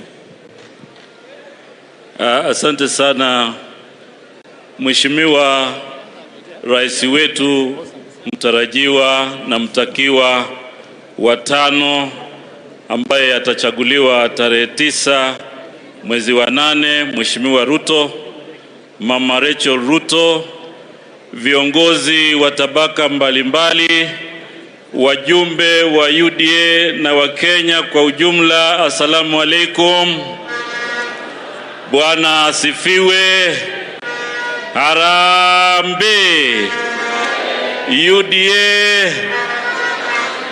Mheshimiwa Naibu Rais na Wakenya wenzangu, leo tumekongamana hapa na tumetengeneza historia. Makongamano haya yamefanyika. Tumeona makongamano, lakini hili kongamano la UDA limetia fora kwa sababu limekuwa na mambo maalum zaidi. Tumemuona rais wetu mtarajiwa na mtakiwa akiapa kiapo ya kutuongoza vizuri kwa usawa. Hatukuyaona kwa wapinzani wetu. Hiyo inamaanisha huyu rais wetu ambaye tumemteua leo atatimiza zile ahadi ambazo ameahidi. Tumeona wale wenzetu wanaotupinga wakituchosha na misamiati mizito zaidi, bila ahadi maalum ambayo wananchi wanaweza kuhakikisha wamewafuatilia utekelezaji wao. Wametueleza mambo ya Mandela Moment, wametueleza mambo ya ukombozi, wametueleza mambo ya 6,000 offhead. Lakini leo Mheshimiwa Naibu Rais, tukiwa wana UDA, mpango tunao, sera tunayo, malengo tunayo, walengwa tunao, na Wakenya wote wataweza kufaidika na mpango huu wa kumweka mwananchi kwamba ndio muhimu katika mambo ya uchumi. Wananchi wa Kenya tunayo mtafaruku na mambo mengi ya dhiki, na katika dhiki kubwa ni mambo ya uchumi.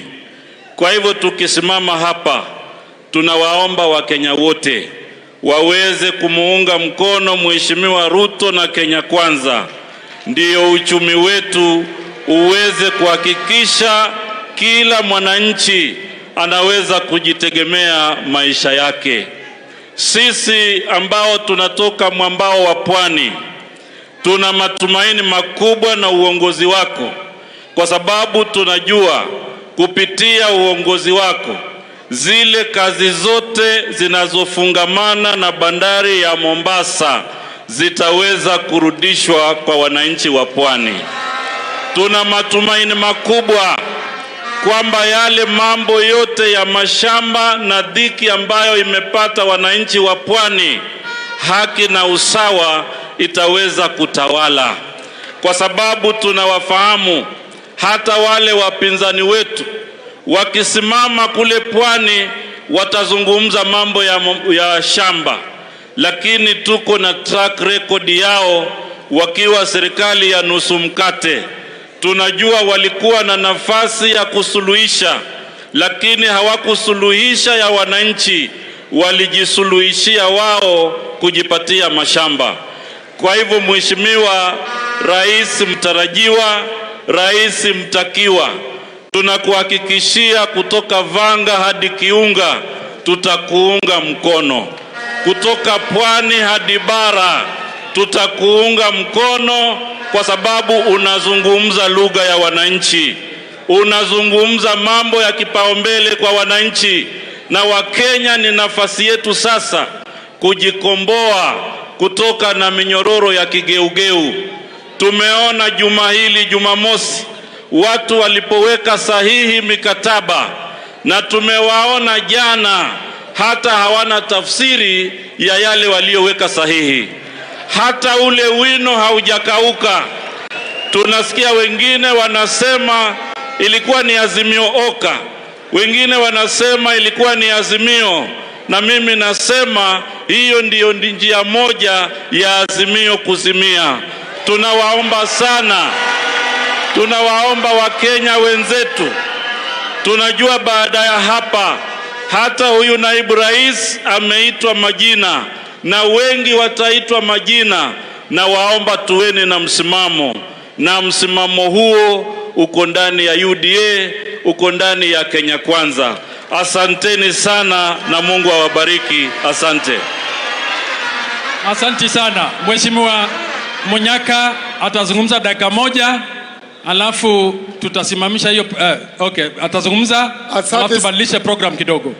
Kwanza ni kupeana pongezi sana kwa Deputy President kwa kupewa nafasi ya kuwania urais, na sisi tuko na hakika utashinda.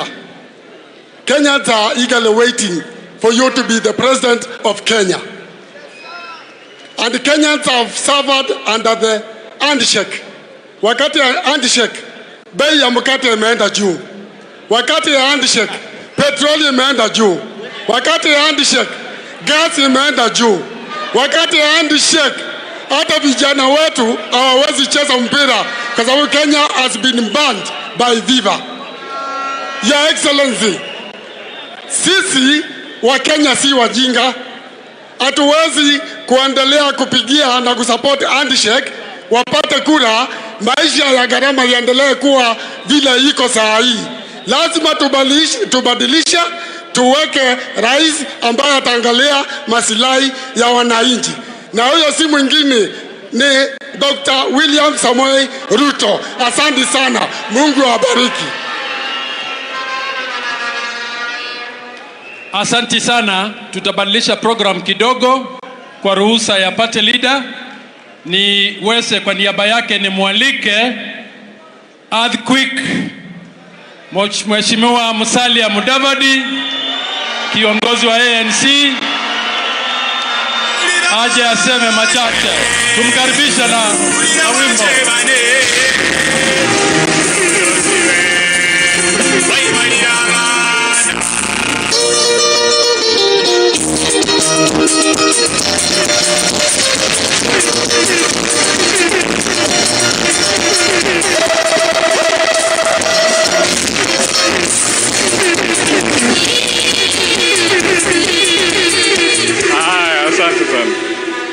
Asante sana DJ.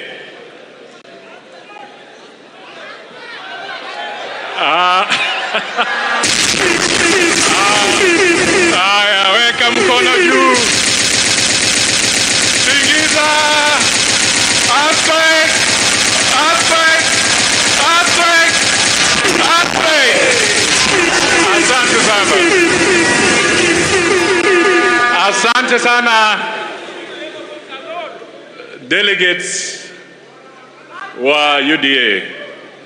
Ndugu Deputy President, Madam Rachel, ndugu zangu wa siasa na wanasiasa wote ambao wako hapa na wale wanatusikiza kutoka kule. Mwanzo, ndugu yangu Deputy President, nataka niseme hongera.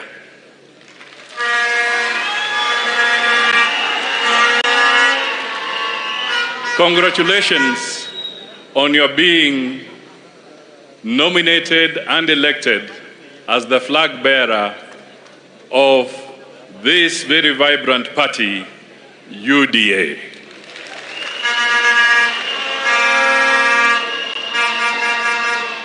Your team has done a wonderful job.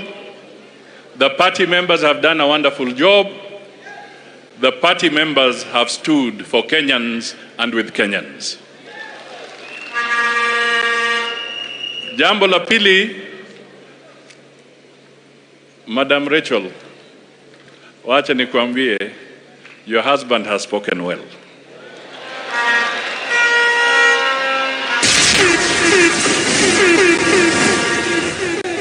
He has spoken well. He has spoken to our hearts. He has spoken to Kenyans. And he has spoken to all men and women of goodwill in this country.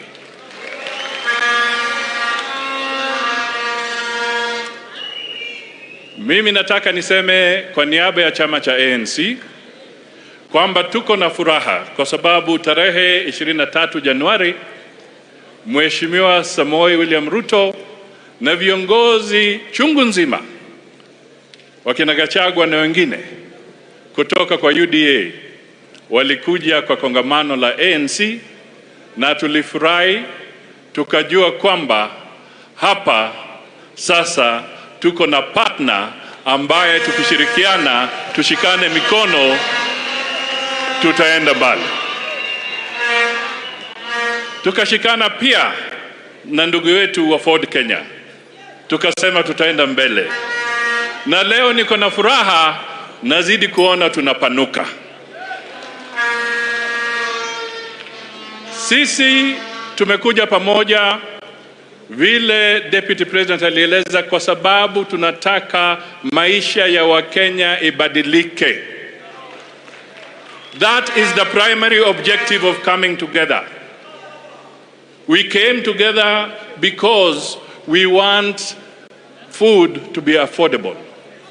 We came together because we want the Kenyan dignity to be restored, because he or she can pay school fees for their children. We came together because we want justice in our country.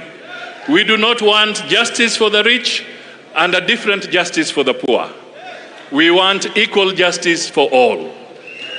So we are here to say we stand in solidarity with the decision that has been made by the UDA party in putting forward their best foot forward today as their flag bearer for the position of presidency in the Republic of Kenya.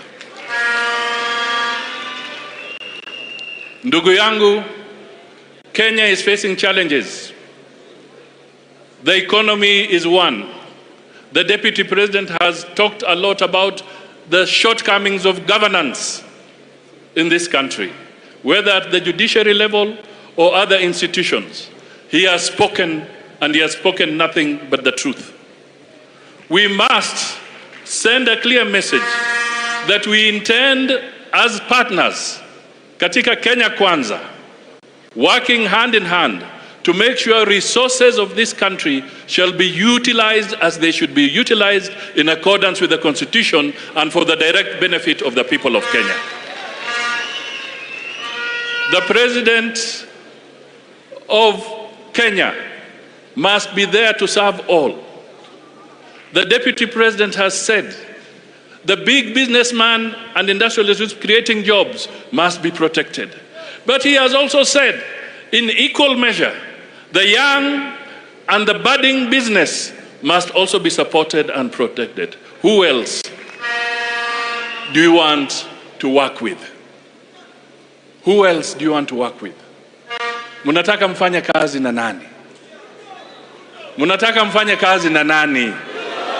Munataka mfanye kazi na nani? Haya. Sasa nataka tena niwaulize. Kuna wakati the late Kamotho nadhani ama wengine hapa Saitoti akisumbuliwa hapa Kasarani. Silikuwa hapa? Hapa. Na wakasema Kasarani? Kasarani? Kasarani? Leo tumekuja hapa kuambia tunataka tuoshe hiyo kisirani ili Kenya iwe sawa na usipate serikali ama kiongozi ambaye atadhulumu wengine kwa sababu yeye yuko kwa mamlaka. We want this message to go out. We want leaders who will show humility and respect for others. And we want leaders who will not betray others. Finally, tuko na agenda kubwa ambayo inatuweka pamoja. Kuna agenda ya uchumi, pia kuna agenda ya kisiasa. Kuna mambo mengi, sera nyingi. Na katika Kenya Kwanza, tukiungana na UDA, tunataka sera zetu zijumuishwe, hatimaye tuwe na manifesto moja ambayo ni ya Kenya Kwanza, ambayo itakuwa imetuweka sisi sote pamoja, na tuende na hiyo. Na inshallah tarehe 9 mwezi wa 8 mwaka huu serikali itakuwa ya Kenya Kwanza, na tarehe 10 itaanza kuhudumia Wakenya vilivyo.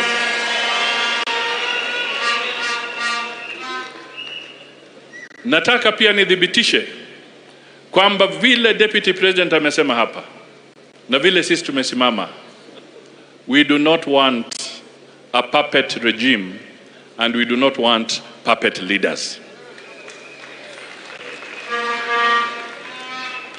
Hatutaki kamwe kuambiwa kwamba tumewekewa kiongozi ambaye mtu anashika remote control, akisema pause una pause,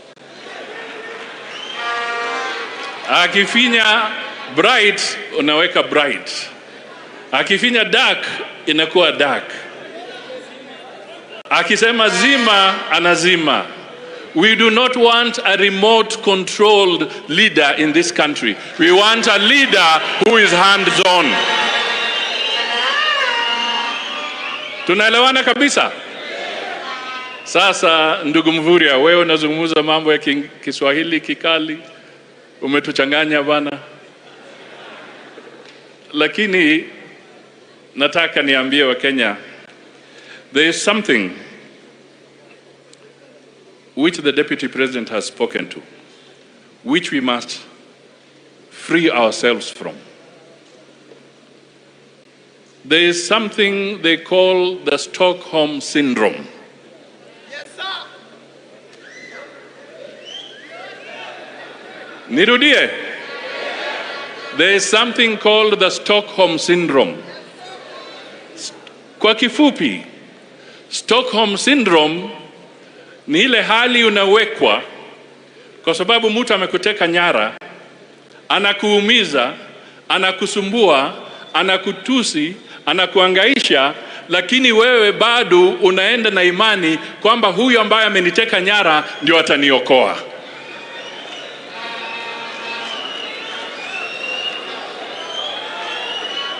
Tunaelewa kabisa? Mimi naungana na Deputy President. Tuondoe wa Kenya katika kwa hiyo hali ya Stockholm Syndrome ya kufikiri kwamba wale ambao wana uwezo, wana mamlaka ambao wamepewa, wakitufinya, wakitusumbua, ati hao pia ndio watatuokoa. La, sisi wenyewe tujiokoe tarehe 9 mwezi wa 8 kupitia kwa kura, tuambie wa Kenya tumejiokoa. Tunaelewana kabisa? Zungusha mkono. Zungusha mkono. Earthquake. Earthquake. Earthquake. Asanteni sana.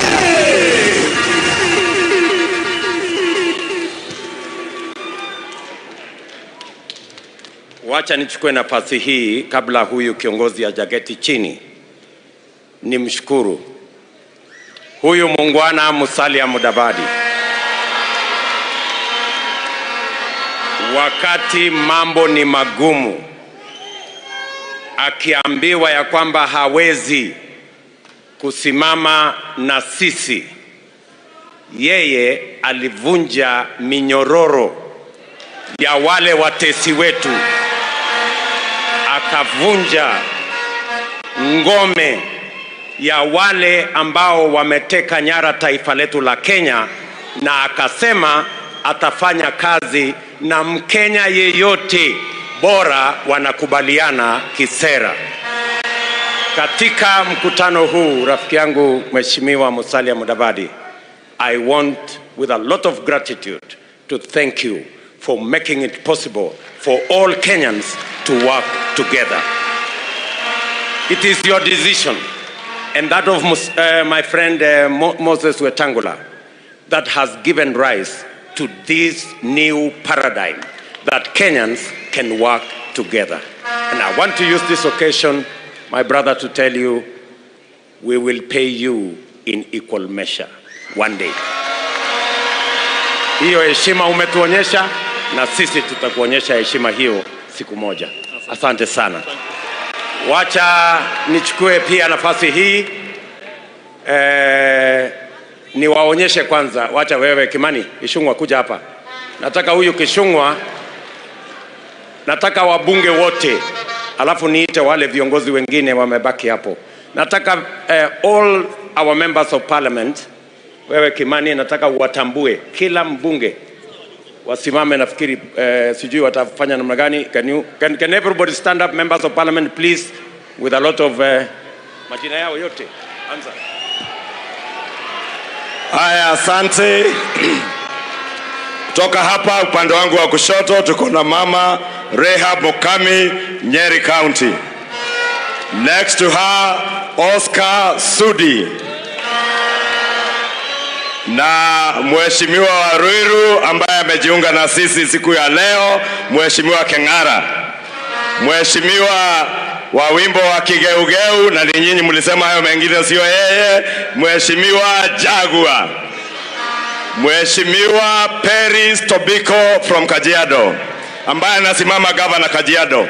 Mheshimiwa Wainaina Jango Thika Town ambaye anasimama gavana Kiambu. Mheshimiwa Kalasinga Majimbo kutoka huko Bungoma. Mheshimiwa Chris Wamalwa anaye pia agombea kiti cha ugavana Trans Nzoia.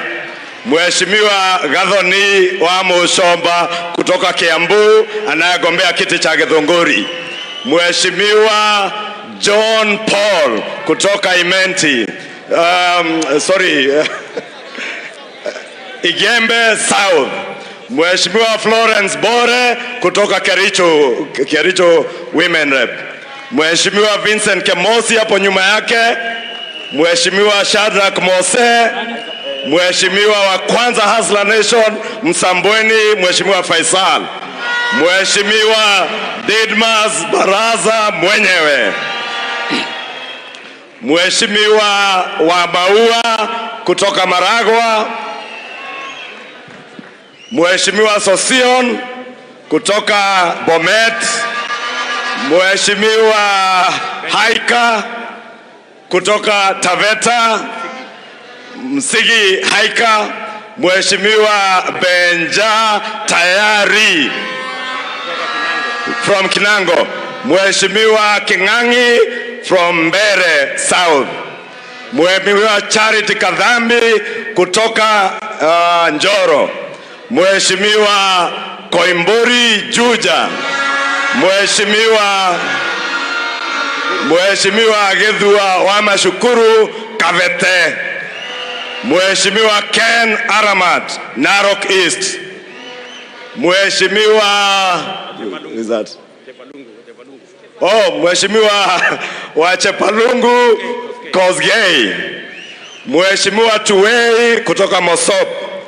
Mheshimiwa Benjamin Gadhiru Embakasi West, Embakasi Central, sorry. Mheshimiwa Kenothi Agashove from Subukia. Mheshimiwa Kawajiko na UDA kutoka Kiambaa. Mheshimiwa Shangazi wa Taifa Aisha Jumwa ambaye pia ni gavana wetu wa Kilifi.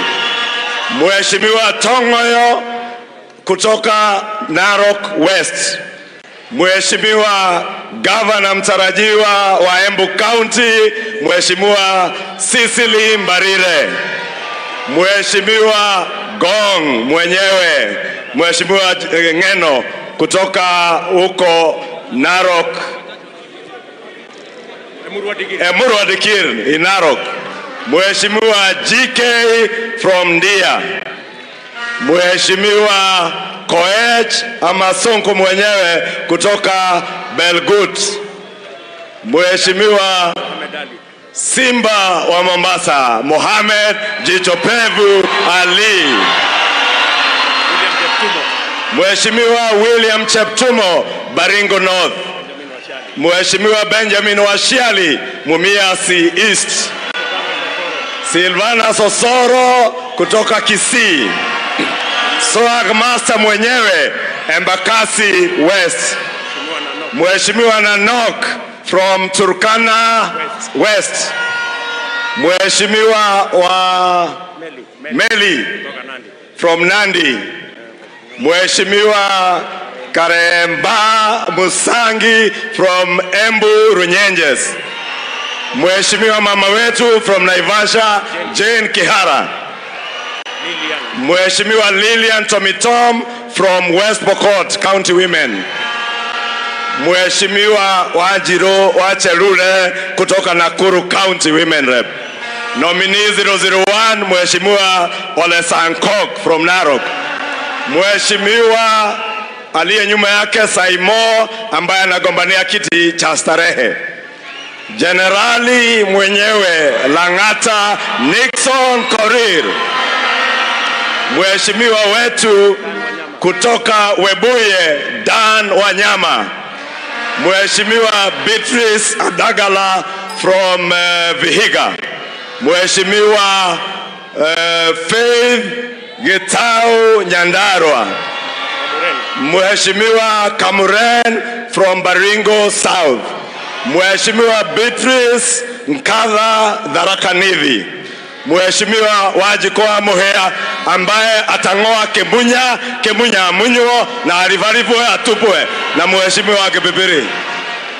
Mheshimiwa Hatib Mwashetani Lungalunga. Mheshimiwa Anab from Garissa County.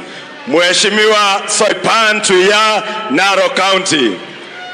Mheshimiwa kutoka Baringo ambaye ni Wayala pia, Mheshimiwa Jamatia. Mheshimiwa Tekla Tum from Nandi. Who is that? That is Koros. Oh, Koros Kipsengeret kutoka Kericho County. Mheshimiwa Halima Musheke kutoka Meru County. Mheshimiwa Murugara Dharaka constituency in Dharaka Nithi. Mheshimiwa Gishimu from Gishugu constituency. Mheshimiwa Munyaka ambaye alikuwa hapa Machakos Town. Mheshimiwa mama wetu Rehema Hassan Tana River County. Mheshimiwa mama Beatrice Kones kutoka Bomet County.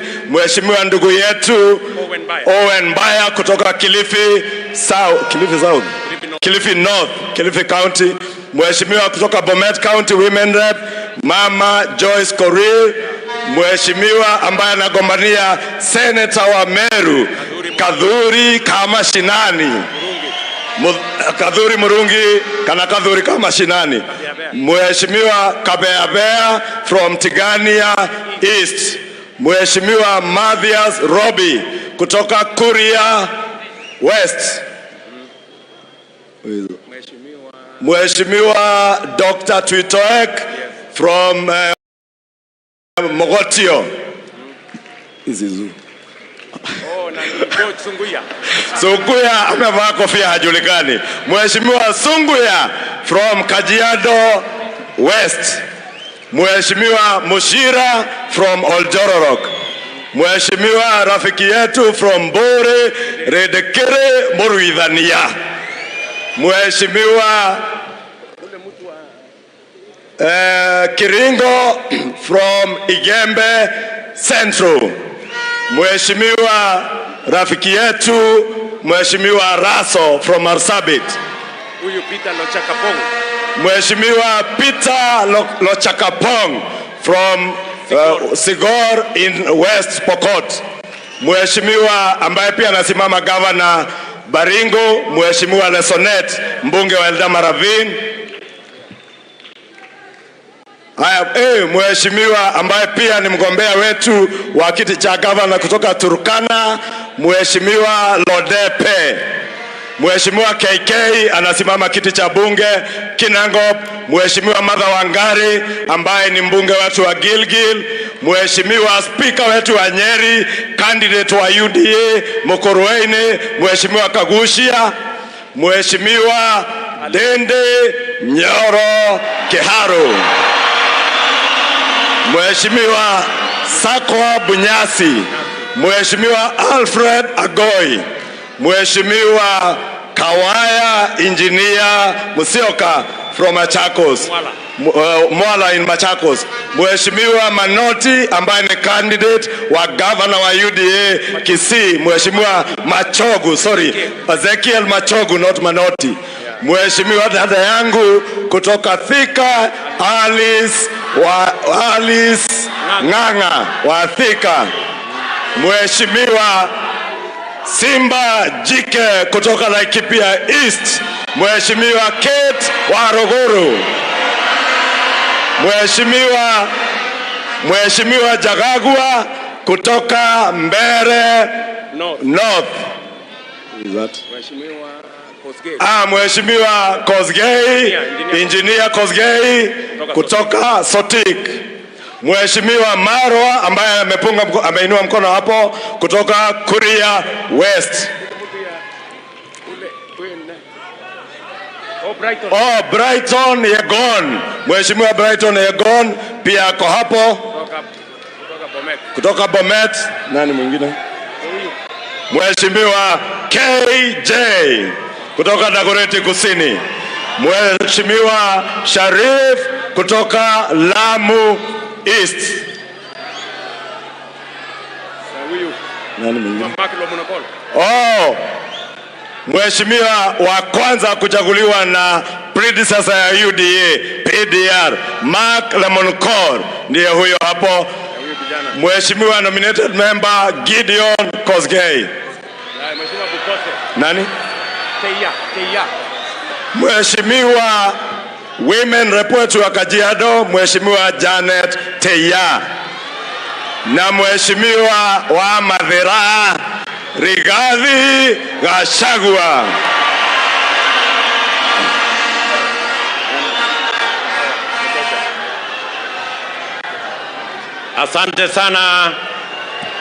Asante sana mheshimiwa.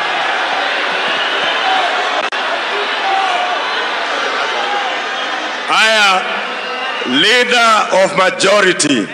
Najua kuna leader wa minority within the majority party. Huyo ni Kimunya. Leader of majority and the majority leader Aden Duale. Nani yule? Mheshimiwa Pukose na Mheshimiwa Rono. Haya, na baba yao alikuwa mbunge wa Kabete.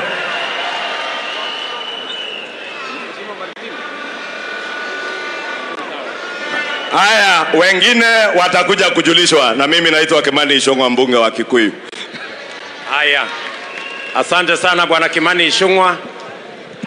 Wakati tutakuwa tunatafuta leader of majority, wewe weke application, unaweza kupita. Sasa wacha nimuite ndugu yetu, rafiki yetu, na kabla sijafanya hivyo wacha niulize waheshimiwa MCAs, members of county assembly ambao wako hapa. Jameni, simameni tuwaone, hebu nione kama ninaweza ku asalala. Hey! Wapi makofi ya MCAs wetu jameni? Pongezi sana waheshimiwa. Kama ningejua majina yenu ningewataja, lakini mkubali tu. Asanteni sana, pongezi.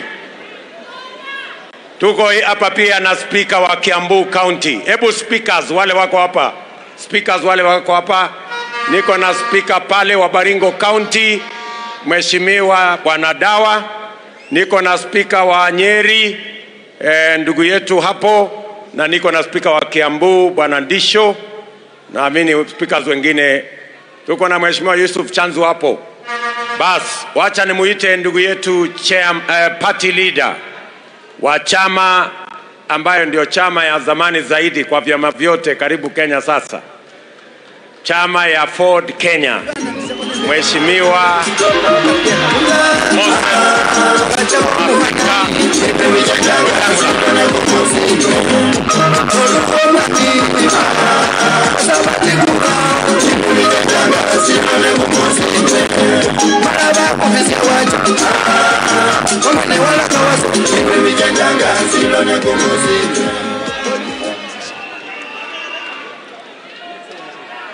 Your Excellency William Samoei Ruto, Mama Rachel, na delegates wote wa UDA, viongozi wa vyama mbalimbali. Mine will be very brief. Kwanza kabisa, hongera Your Excellency for the enormous responsibility that your party has placed on your shoulders. I have no doubt you have the capacity to carry. Jambo la pili, Your Excellency, those who wanted to disgrace you ended up lifting you to enormous and amazing grace. And today, as we stand here, I'm sure they are in a corner of shame in the history of our country. I want to tell you, Your Excellency, that in many life experiences, when you become a target of vitriol, malice, and hate, you believe in the living God. And there is a common saying that what you may think is your tragedy is in fact God's strategy for you. And God's strategy was that you have these bad friends take you through what they have taken you through for Kenyans to see that you are a person vilified for no reason whatsoever, howsoever. And as we stand here today, I want to tell Kenyans that the decision made by UDA in the presence of all of us here assembled and the moving speech that you have made here defines you as different from them, because you have emphasized that we must have production before consumption. They emphasize consumption without production.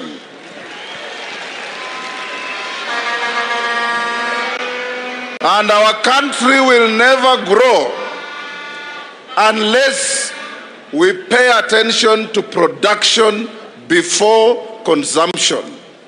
And my party, Ford Kenya, and all the parties that have come at the table to work with you, we know that we have made the right decision, but we even know that Kenyans have the trust and confidence in you. The other day I met a friend from the other side. He came to me sporting a distinctly Hitler mustache. And I asked him, how are you going to win these elections? His answer was very simple. The state is with us. And I want to tell them, the state is with you, the people are with us.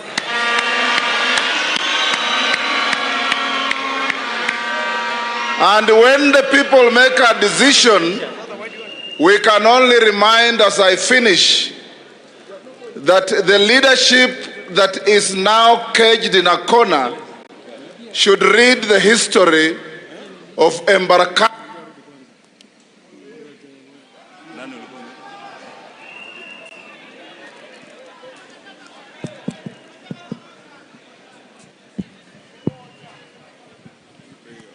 believed he could order the tides to recede when the tides were coming.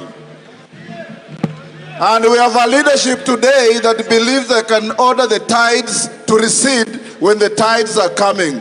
I want to tell you here today that the tides coming are not at sea. The tides are the people of Kenya.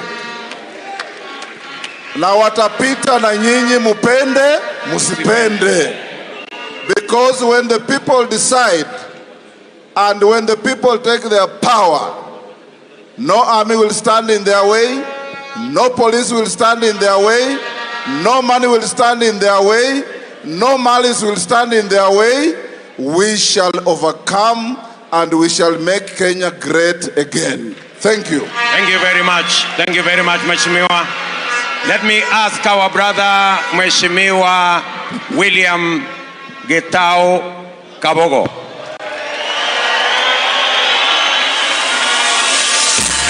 Sherehe tamu hey, sherehe tamu hey, sherehe tamu hey, sherehe tamu hey, ani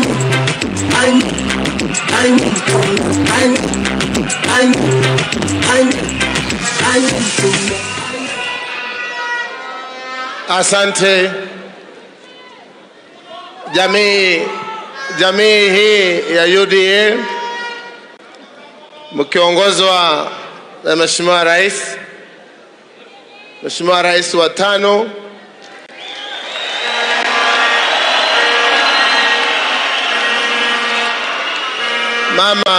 Mama Rachel na jamii yako, viongozi wote walio hapa, itifaki zote zikiheshimika. Mimi Mheshimiwa William, my very good friend, nimekuja hapa mimi mwenyewe kama kinara wa chama chetu cha Tudibebe wa Kenya Party, na sikuvurutwa wala sikusukumwa na mtu yeyote yule. Nimekuja kwa heri yangu mimi mwenyewe. Na mimi ni mtu wa hapa jimbo la Kiambu, mlima wa Kenya. Na nitakuhakikishia hapa, mimi sijapotea njia kamwe.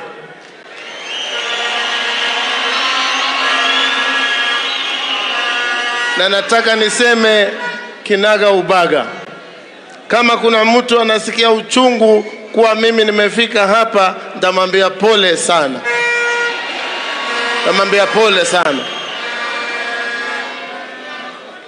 Mimi nataka niwakumbushe hawa, nikamwambia ndugu jikakamue. Ukingoja kiti ati kwa sababu uliambiliwa haitapatikana, tafuta.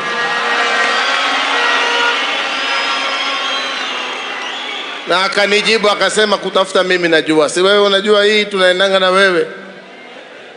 Tukishikilia mahali tuliko sahihi, I can tell you without a doubt, Rais wa tano wa Kenya ni Mheshimiwa William Ruto.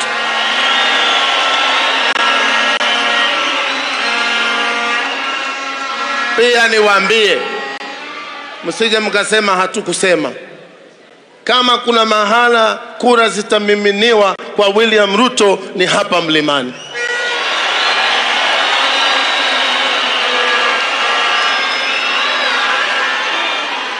Yale Mheshimiwa Ruto amesema hapa, mimi yamenibamba. Haswa ati kwa kinyang'anyiro kuna wale ambao wangependa kubadilisha katiba na kuna wale ambao wanapenda kubadilisha maisha, uchumi wa hali ya Kenya vile ilivyo. Mimi sitasema sana, lakini nashukuru tumetoka hii safari mrefu sana tangu siku za KANU. Na nina imani yale umezungumza hapa yatakuja kufanyika. Na ikifanyika kutakuwa hakuna haja tena kutafuta kura. Hiyo kazi umesema hapa ikifanyika, Kenya itakuwa imekaa starehe. Pia nishukuru kiongozi Mheshimiwa Mudavadi, tumekuwa tunazungumza hii njia tukiwa pamoja. Mnajua mimi nilikuwa katika NDC yake, and I hope Your Excellency you will find time to come to mine. I will. Because I was his competitor before. I wanted to be president, lakini nikaona huyu ataniabwaga tu mara moja. Nikasema, nikasema niwache kwa sababu hakuna haja ya kung'ang'ana na ndovu. Kwa hivyo siku ikifika, siku tulikuwa hapo, uliona tulikuwa tumeenda hapo, mimi, Gideon Moi alikuwa pale, Alonzo Musyoka alikuwa pale, Jimmy Wanjigi alikuwa pale. Nikasikia kidogo watu wanaulizana kwa nini tumekaa hapa na hatukujua William anakuja. Sasa nikamwambia nyinyi ndio mnajua, mlikuwa na yeye. Sasa mnataka mimi nitoke niende nitoroke kwa nini? Nitoroke kwa sababu ya William Ruto? Kwani anakula watu? Mimi sikutoroka, nilikaa na tangu hapa nikaamua barabara ni hii. Barabara ni hii. Sisi tutatembea na wewe mpaka mwisho. Ombi tu, na nilikuambia juzi, usije ukateleza ukasahau ukatufanya vile umefanywa, ni uchungu sana. Au mwasemaje nyinyi? Si ni namna hiyo? Niruhusu Mheshimiwa Rais niweze kufundisha hawa salamu ya jibebe. Umeniruhusu? Nikisema harambee, sema tujibebe. Nikisema tujibebe, useme tujenge taifa. Harambee! Jibebe! Tujibebe na UDA, kazi ni kazi. Tujenge Kenya, Kenya kwanza. Asanteni. God bless you all. Thank you. Thank you very much, my brother William. Wacha nimhakikishie huyo muungwana ya kwamba sitafanya vile nimefanywa. Nakubaliana. Na kusema ukweli, yale Kabogo amesema, yeye ndiye alinipatia leakage. Akaniambia usingoje ati umeahidiwa, tafuta. Asante sana my friend kwa kunipatia leakage. Kama ningengoja ningezama. Wacha sasa nimuite ndugu dada yetu Gavana Minji wa kutoka kule Kirinyaga.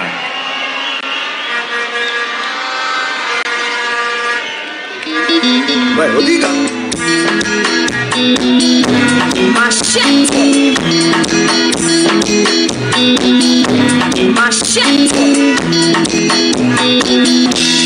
Wanigie ende wangu wa maisha ngoro hapoa ikunengera yothe miaka 10 uranga ngwetene. Harambe! Harambe!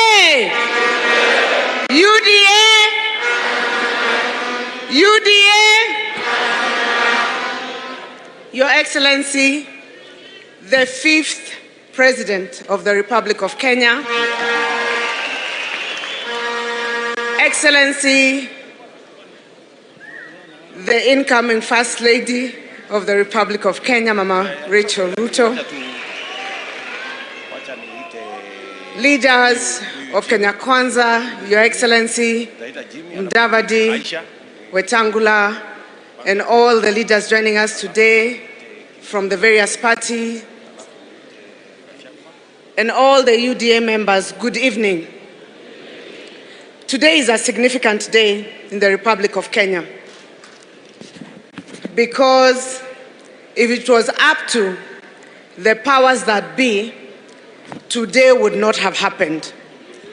For a long time, they have tried to kill the dream of the hustler nation. But we thank Your Excellency William Ruto and the team that has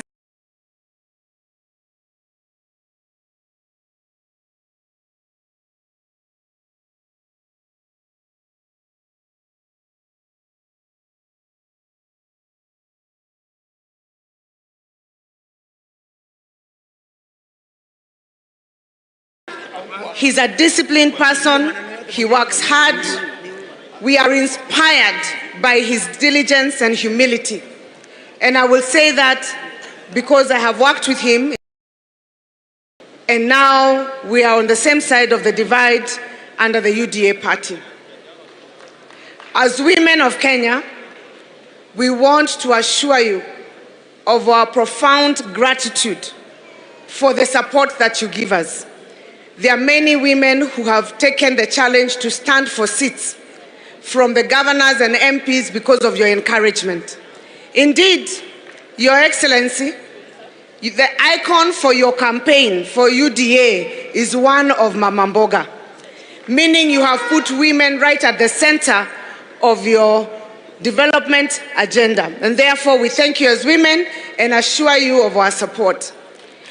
For us who are from Mount Kenya, and especially those who stood with the current exiting regime, and I say exiting regime, we have gone through tremendous persecution because of the choice of standing with William Samoei Ruto.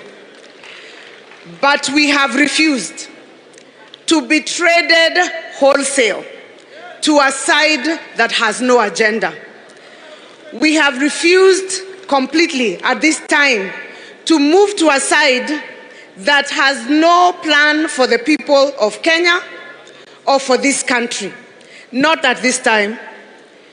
And we are telling the government of Uhuru Kenyatta and those on the other side, not at this time. Sio wakati huu. Not at this time when the price of fuel and food is at its highest. Not at this time where the economy is suffering under a huge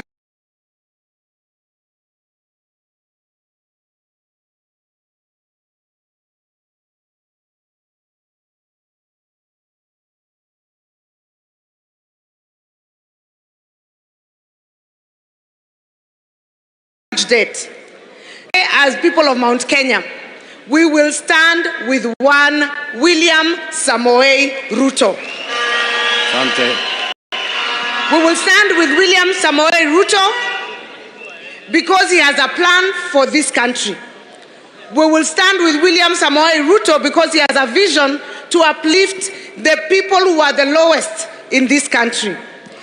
And therefore, we want to ask those of us who have not made their mind, especially on our region. A good deed is paid with a good deed. We will repay him with a good deed. Tulisema 10 yetu na 10 yake. Sisi tumeamua lazima tupatie William Samoei Ruto 10 zake. Kwa hivyo tutamalizia hapo nikisema asante sana and want to assure you, Your Excellency, of our support, and no matter the persecution, even if they arrest us, even if they charge us, hatubanduki kwa UDA, and we will not move away from the. Asanteni. Thank you. Wacha sasa nimkaribishe ndugu yetu kutoka Safina, Jimmy Wanjigi. Karibu sana ndugu. Karibu. Kila mtu from bottom twende up. Bottom twende up. Bottom twende up.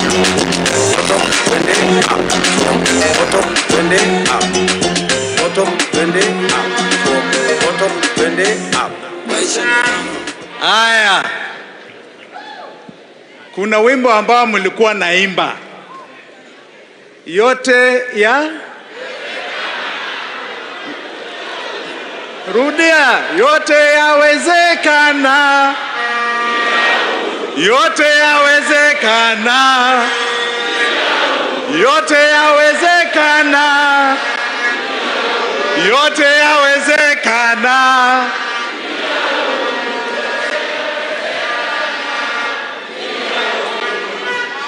Asanteni sana. Your Excellency, the Deputy President and Mama Rachel, it's good to see you again. wana UDA, nafikiri niseme msemo wenu, UDA, UDA, UDA. Na Bwana Deputy President, I think you should allow me to say yangu ya Safina. Okay. Haya. Nikisema Safina, munasema fagia wote. Na nikisema fagia wote, munasema tuomoke pamoja. Na nikisema tuomoke pamoja, munasema kwa njia safi, safi sana. Haya, tuanze. Safina! Safina! Fagia wote! Tuomoke pamoja! Asanteni sana, asanteni sana.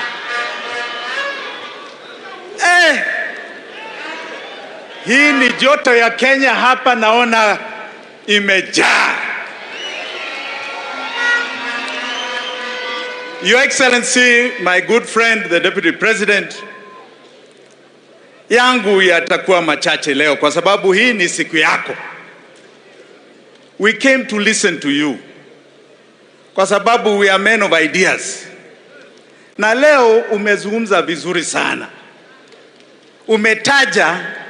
Umetaja the problems we are facing in this country going forward.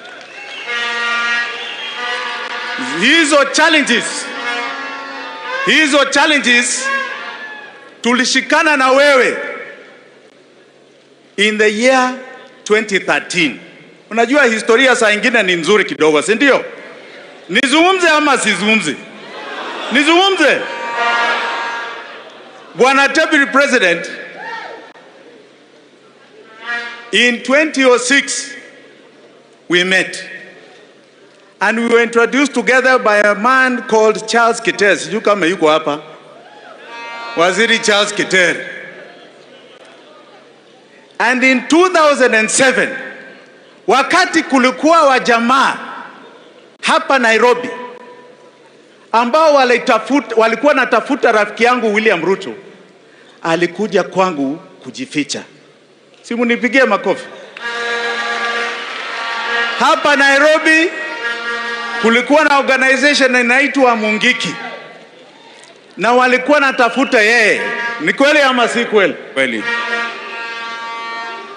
Alikuja kwangu nimfiche, atoke kwangu na askari.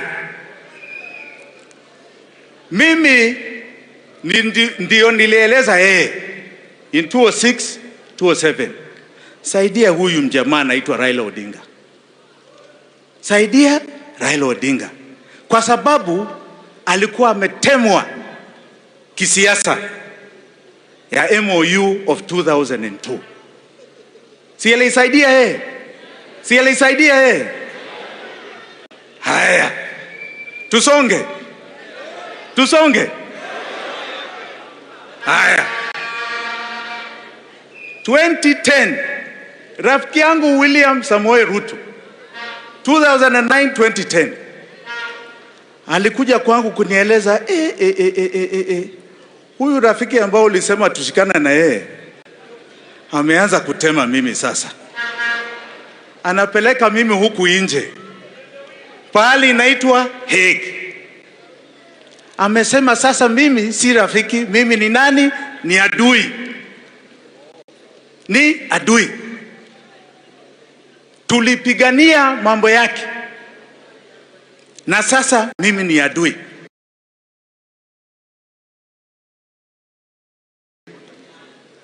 Akaniomba, ndugu yangu Jimmy, nishike tafadhali. Sijui kwa nini, unajua saa ingine mtu anaangalia roho ya rafiki yake, si ndio? Aliangalia roho yangu. Hata walikuja na huyu Isaac Ruto hapa. Aliangalia roho yangu akasema huyu ndio ataokoa mimi. Kweli ama si kweli, Bwana Deputy Rais? Kweli. Simu nasikia? Yeye, namushike hivi vizuri, yeye ndio alileta Uhuru Kenyatta kwangu.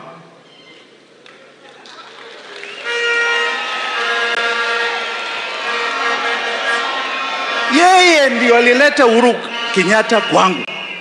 Uhuru nilikuwa namjua tukiwa watoto shuleni, primary school, high school, lakini kisiasa hatukuwa tumeshirikiana hata kidogo. Bwana Deputy President alimleta kwangu akasema labda hii kitu tunaweza fanya kazi pamoja. Nitoboe.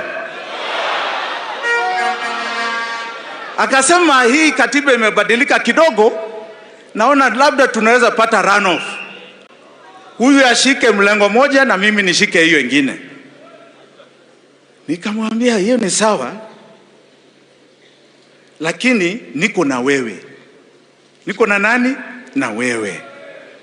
Najua yeye ni Mkikuyu kama mimi, lakini niko na wewe.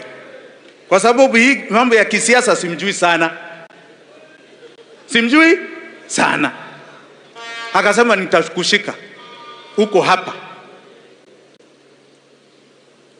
Let me tell you, ndugu zanguni na mama dada, ile msafara ambao tuliona from 2010 to 2013 March, hatujaona kitu kama hiyo, na ilikuwa ya wananchi ili tupate peace kwa nchi hii. Wazungu walikuwa natupiga, kulikuwa na prime minister alikuwa natupiga, na nakuambia huyu ndugu yangu alisema wakati huu, wewe ukinionyesha namna hii ndio nitatembea, ukikataa hata mimi siwezi kwenda. Kweli ama si kweli, bwana Deputy Rais? Kweli ama si kweli? Kweli. Aha. Niendelee.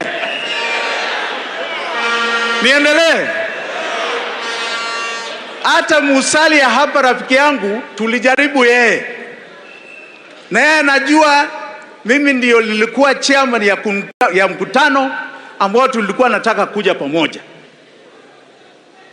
Akadanganywa na watu wengine, akaenda kudanganywa. Haya, si tulifaulu?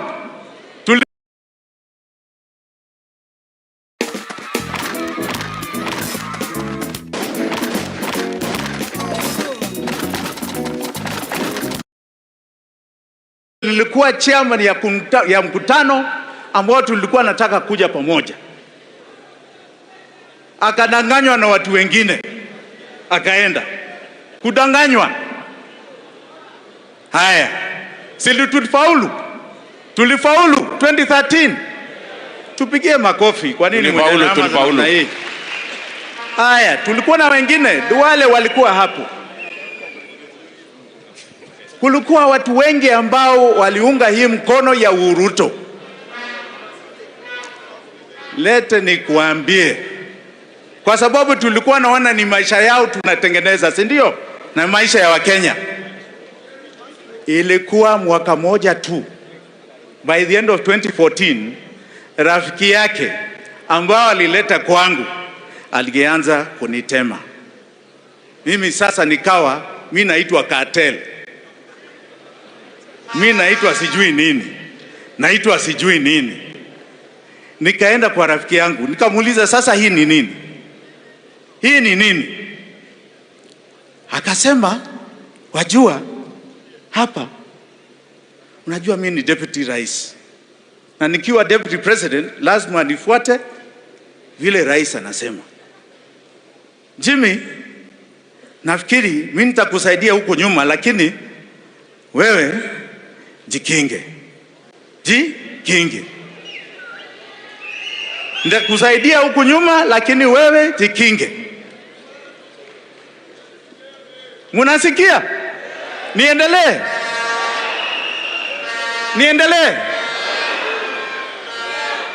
Haya. 2017 nikashikana na ule mjamaa ule mwingine. Na ule mwingine 2017 tulienda mbali mpaka handshake. mpaka handshake. Kuingia kwa handshake, nyinyi mnatemwa. Wakati tulishikanisha watu wa Kenya wakapiga wazungu, watu wa Kenya waliunganisha ili wachape wazungu waondoke kwa nchi.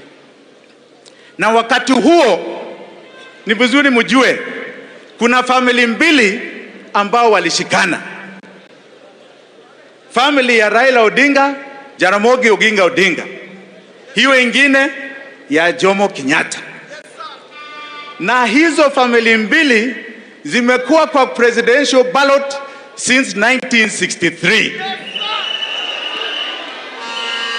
1963 muliona Jomo Kenyatta, kweli ama si kweli? 1997, the second presidential election, muliona Jaramogi Oginga Odinga, kweli ama si kweli? 1997, muliona Raila Amolo Odinga, kweli ama si kweli? Haya, 2002, Uhuru Muigai Kenyatta, kweli ama si kweli? 2007, mwanawe Jaramogi, Raila Amolo Odinga, kwa debe 1997, kweli ama si kweli? 2013, Raila Amolo Odinga, Uhuru Muigai Kenyatta, kweli ama si kweli? 2017, Raila Amolo Odinga, Uhuru Muigai Kenyatta, kweli ama si kweli? Sasa mwaka huu umeona kwa debe moja. Umeona kwa debe moja inaitwa Azimio. Wananchi wako wapi?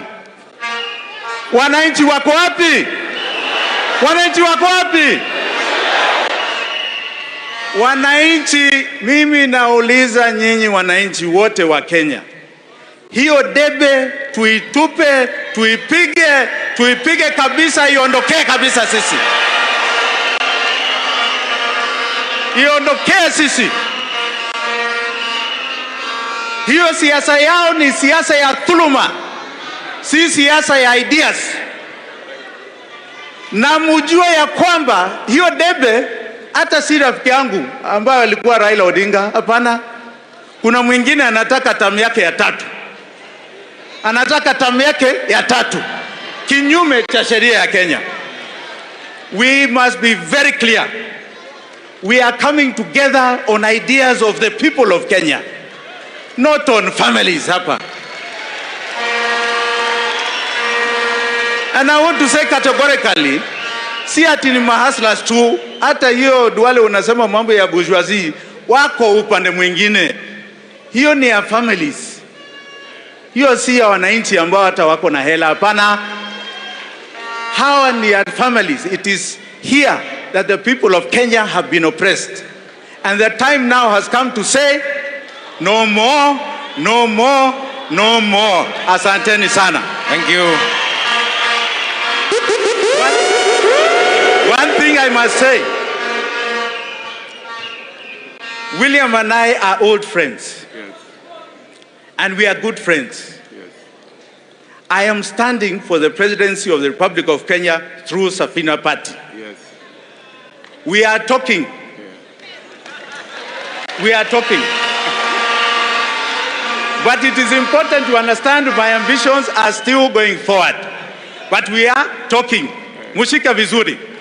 Kwa sababu wananchi wako hapa, wao wengine wachache wako huku, si ndio? And I want to invite William Ruto to my Safina NDC next week. Asante. I hope utakaribu. Ngoja. Asante sana. Jimmy. God bless you. Wish you all asanteni sana. Haya. Na nataka nimwambie rafiki yangu Jimmy before you go. Huyu Jimmy, mara nyingi nimewaambia Wakenya historia ya mimi na rafiki yangu Uhuru Kenyatta kukubaliana tufanye kazi pamoja. There were only 3 people in that meeting. It was Uhuru Kenyatta, William Ruto, and Jimmy Wanjigi. This man here. So, akisema tumetoka mbali ni kweli. Maybe one more thing I should say is that the agreement, the written agreement between Uhuru Kenyatta and William Ruto, the original, this man has it. Yes. Na utarudisha lini wewe? The original huyu mungwana yuko naye. Yuko nayo, ni kweli. Ni kweli ama si kweli? Ni kweli Deputy Rais. Haya ya mwisho. Vile yeye amesema ni kweli. Kulifika wakati nilimwambia mimi ni mdogo wa rais. Si ni kweli? Si ni kweli? Na hata leo mimi nakwambia Bwana Jimmy, unajua Uhuru Kenyatta ni rais wa Kenya na ni mdosi wangu. Kwa hivyo hata wakati tunaimba tusiseme yote yawezekana bila Uhuru Kenyatta. Na waomba kwa heshima, tafadhali. Asante sana. Haya, wacha nimuite shangazi wa taifa. Shangazi wa taifa anaitwa Aisha Jumwa.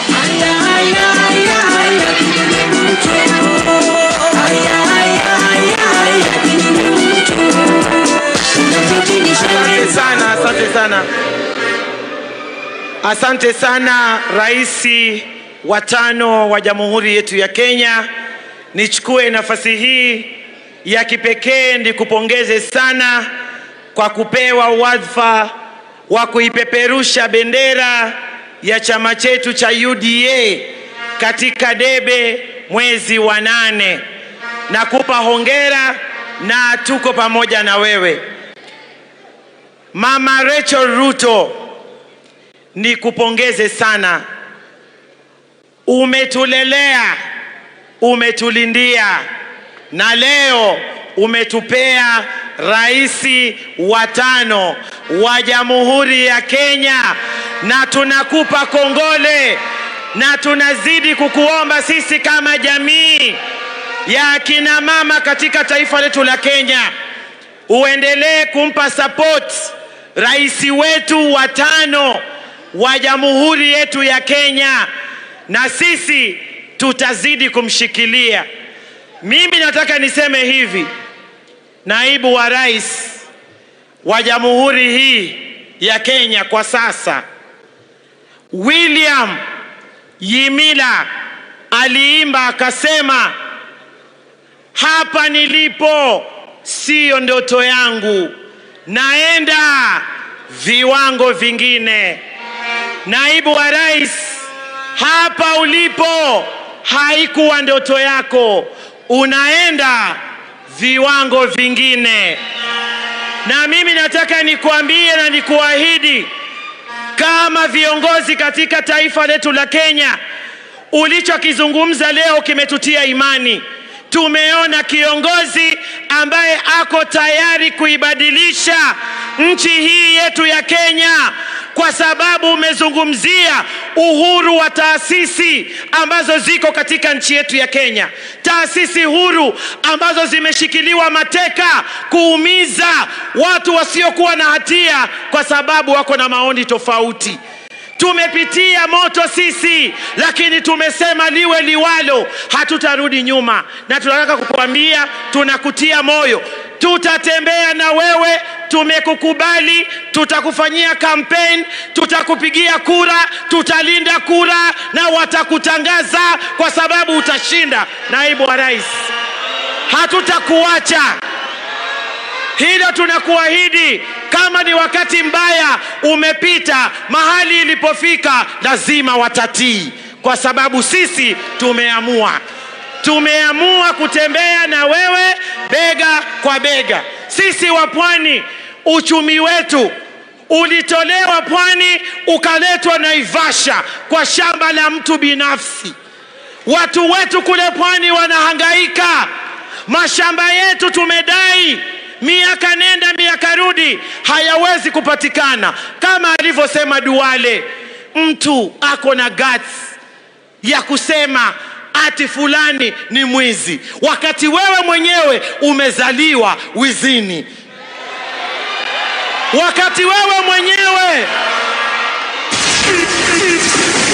Wakati wewe mwenyewe ujauzito wako ulikuwa wa wizi, ukazaliwa kwenye wizi, ukakuwa kwenye wizi, mpaka leo unaendeleza wizi, alafu unasema mtu mwingine ni mwizi. Naibu wa rais, wanawake kama sisi tumejitoa, na hii Kenya iko tayari. Tutatembea na wewe kwa sababu umetupa muda wa kufanya hivyo. Na tunasema kina mama, tukisema taifa limeongea. Maana mimi kama Aisha Juma, kama mwanamke, niko na kura ngapi? 3. Niko na yangu, ya mume wangu na ya mwanangu. Kwa hivyo mimi nikisema hapa nilipo niko na kura ngapi? Niko na kura 3.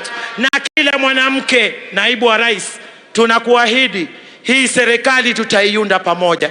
Hayo yanayozungumzwa yasikutishe, yasikutishe. Shikilia usukani, tumekuvisha kofia, tutatembea na wewe, tutakufanyia kampeni kwa sababu nia zipo, nguvu zipo, ajenda ipo na rais yupo. Kwa hayo mengi machache, UDA! UDA! Kazi ni kazi. Asante sana na Mungu awabariki. Asante sana shangazi wa taifa.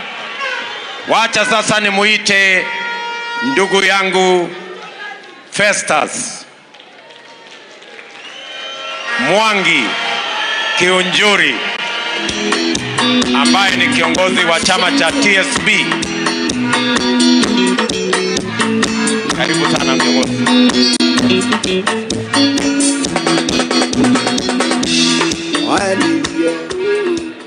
Asante sana makamu wa rais. Nimesikia umesema tusiibe hiyo wimbo ingine, lakini pia kuna ingine tunaweza iba kwa sababu leo ni leo nasema leo ni leo tutauona mpambano. Kweli si uongo. Na kutoka siku ya leo mapambano inafanya nini? Mapambano imefanya nini? Your Excellency the Deputy President, Mama Rachel, viongozi wenzangu wanaunda. Ni kweli salamu zenu tuwasijua Kenya mzima, na tuwajua unda kazi ni kazi. Na pia sisi ni familia ya hustler. Pia sisi ni familia ya hustler. Na kama kuna mtu amesoma mengi kutoka kwa Deputy President ni mimi. We know each other for a very long time. Because we have fought in the same side and we have fought in different sides. And therefore, we know each other. We were sworn in the same day together in 1997.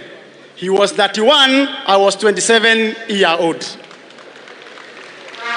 And therefore, when William Samoei Ruto stands here today to give hope to our youth, to give hope to the women who are trading in the streets, when he gives promise of hope to our farmers, our entrepreneurs, and promising that he himself respects justice, I believe in him. We have together gone through fire. We have campaigned for our president for a very long time. And we had many occasions that we had to sit down together, the three of us, and we made a promise. We made a promise that we are going to support His Excellency Uhuru Kenyatta in 2013. I walked a journey with them until the day I had to go back to Laikipia to defend my seat. Lakini huyu hata yeye akona maneno yake Deputy President. Kwa sababu kuna wakati alipitia na Nyuki Town wakiwa na Uhuru Kenyatta, nikawapagia. Saa hiyo alikuwa nauza chungwa, nilikuwa nauza madisi. Mimi nikawapagia na Nyuki Town, hawakuongea. Alafu tukakubaliana na hawa yaliyopita si dwele, tuendelee na dunia. Lakini pia wakanipagia 2013. Nikakunywa maji. We also promised each other again when we came back together 2017 that we have one more battle remaining. ukikumbuka makamu wa rais, we agreed, the three of us, that we shall never be at peace until we defeat Raila Amolo Odinga and make William Samoei Ruto the 5th president of the Republic of Kenya. Wakati mwingi ulikuwa unaniuliza wewe Kiojore tuko namna gani? But I know you have my trust. You know that if I give you my confidence and trust today, you can lock it, go wherever you want to America and come back. I'm a dependable general. I'm a dependable general. I promised you 2017, when we are coming up with JAP, Jubilee Alliance Party, that I will have to fight one more battle. And I told you I might even retire from politics. But that battle was to be fought in 2017. Today, as you sit here, this congregation, I come here to convey our message from TSP Party of goodwill. Message of goodwill from the Service Party of Kenya. Number two, to remind you that the oath goes unbroken. Whatever we have promised you, we shall do it to the end. Sisi hatunagi na masharti mengi. Because we have an agenda, we have to look at who will be safe in this country, in whose heart.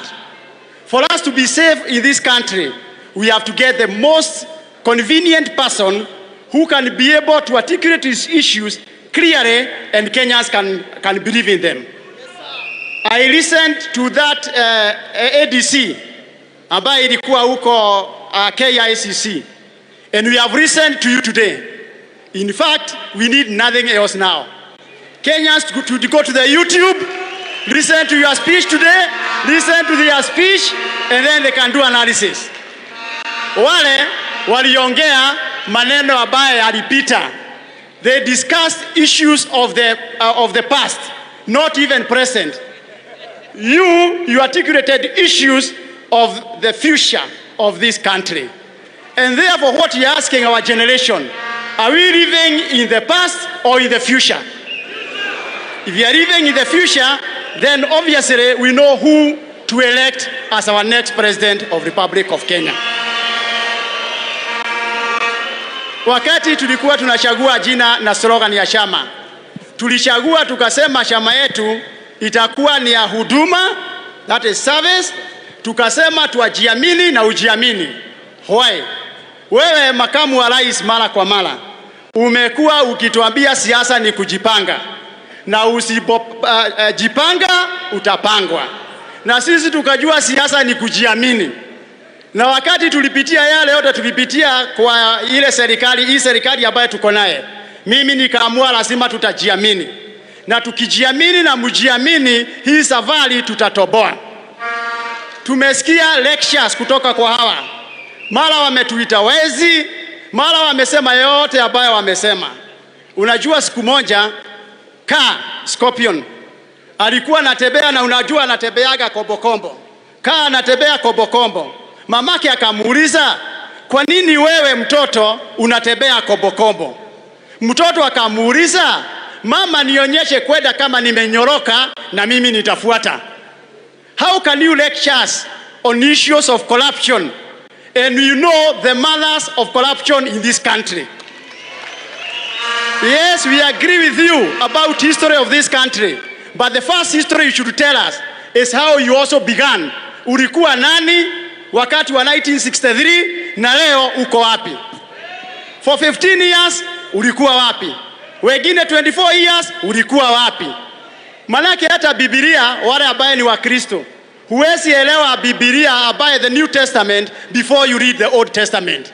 We must go back to the Old Testament to understand the New Testament. Mukituita majina, tutawakumbusha majina. Mukituita wezi, tutawakumbusha wezi ni akina nani. Na misingi ya wezi ni wapi, na wezi ni akina nani. Those are the issues that must be addressed today. Kwa hivyo mimi Deputy President, thank you. Tukiwa huko Kiambu wakati ya masishi ya mama wa Inaina, nilikuahidi tena huko. Na unajua At one given time Jesus alimuuliza Petro, utakuja kunikana? Akamuuliza mara 7. Mimi sitaki uniulize mara 7.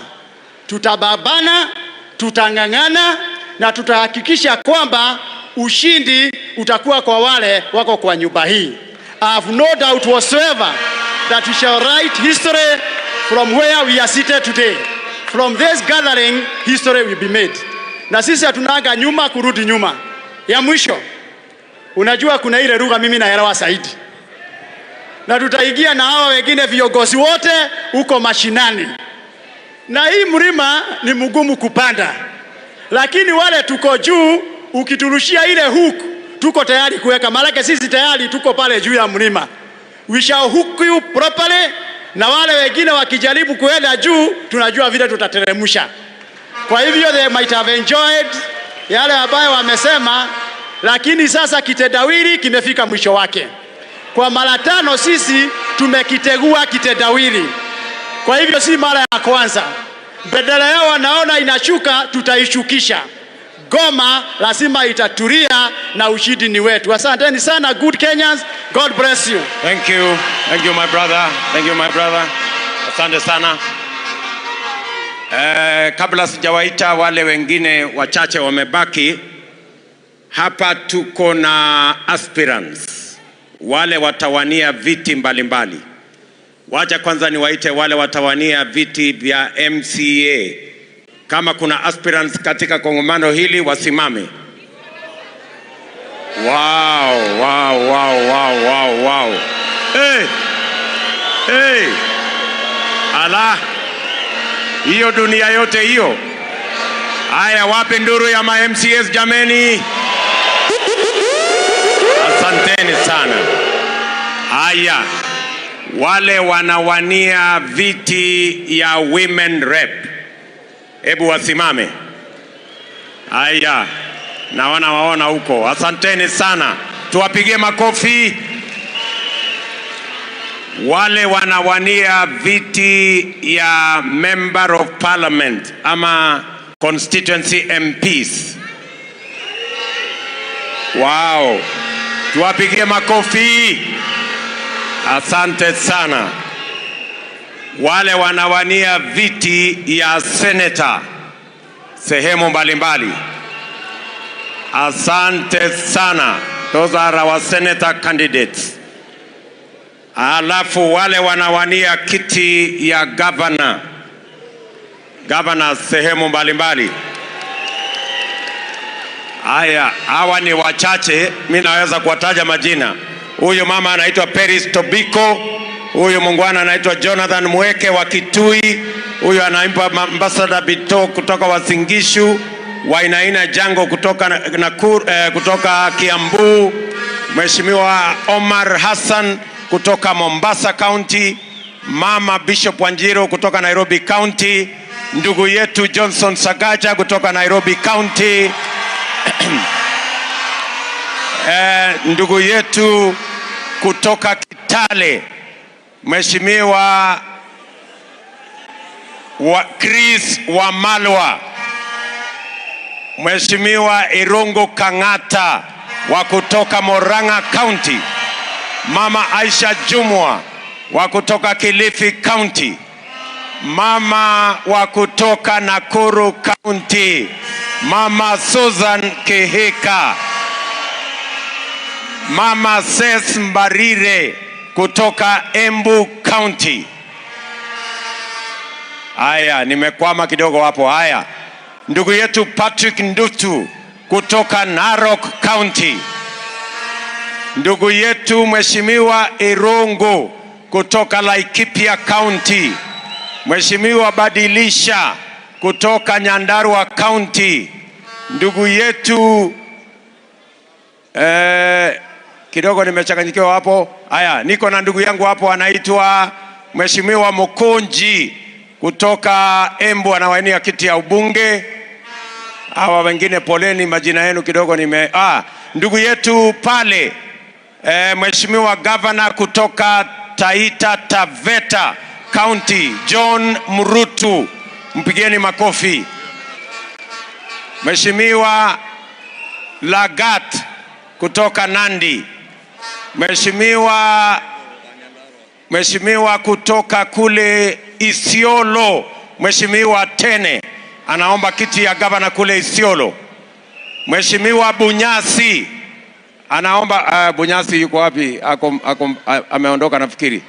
Huyo sio Bunyasi, huyo muungwana anaitwa nani? Moshiri. Mheshimiwa Moshiri kutoka Nyandarua nimemkumbuka. Na huyo na Mheshimiwa Medho anatafuta kiti ya seneta kule Nyandarua. Na gavana wa baiskeli huko pia kwa hapo area kutoka Uasin Gishu. Na tuko hapa na Lati Lelegwe anaomba gavana ya kule Samburu. Haya, nimekwama kidogo hapo, sijui hawa wangwana wengine. Mheshimiwa Barasa kutoka kule Bungoma County. Tangus, Mheshimiwa Tangus kutoka Elgeyo Marakwet. Na Mheshimiwa kutoka Kericho, bwana fulani. Anaitwa nani huyo mjamaa? Nimesahau jina yake. Haya.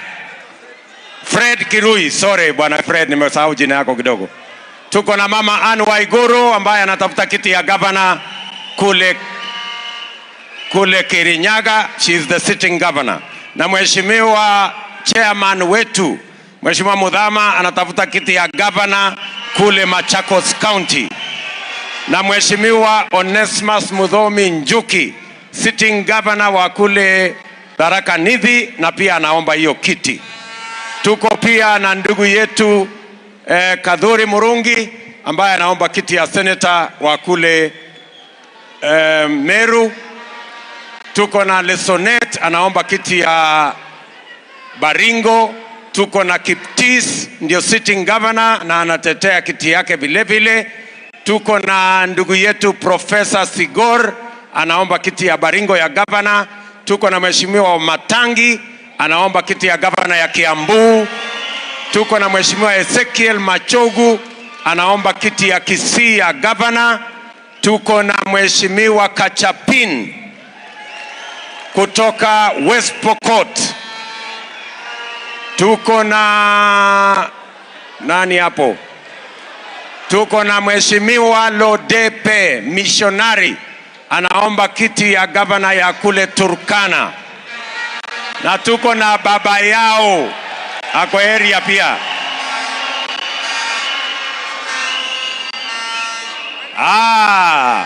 Tuko na ndugu yetu Mheshimiwa Cleophas Malala anaomba kiti ya gavana ya kule ya kule Kakamega. Tuko na Mheshimiwa Sang kutoka Nandi County sitting governor na anatetea hiyo kiti.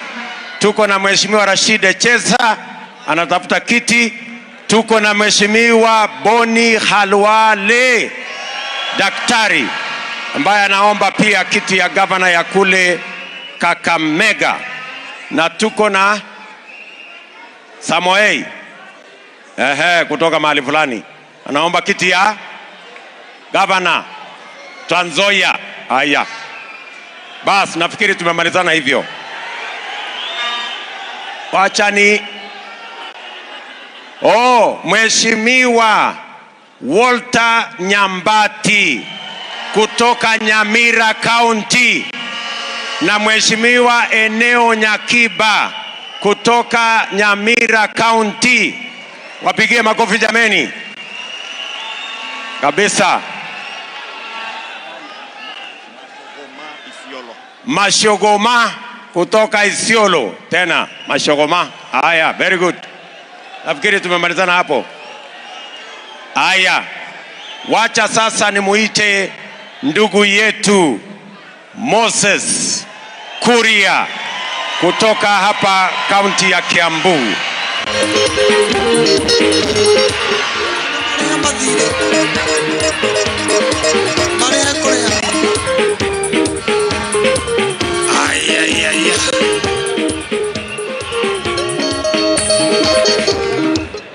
Asante sana Mheshimiwa Makamu wa Rais wa Jamhuri ya Kenya, rafiki yangu William Ruto. Na pia niseme sina shaka kwamba wewe ndio utakuwa rais wa 5 wa Jamhuri ya Kenya.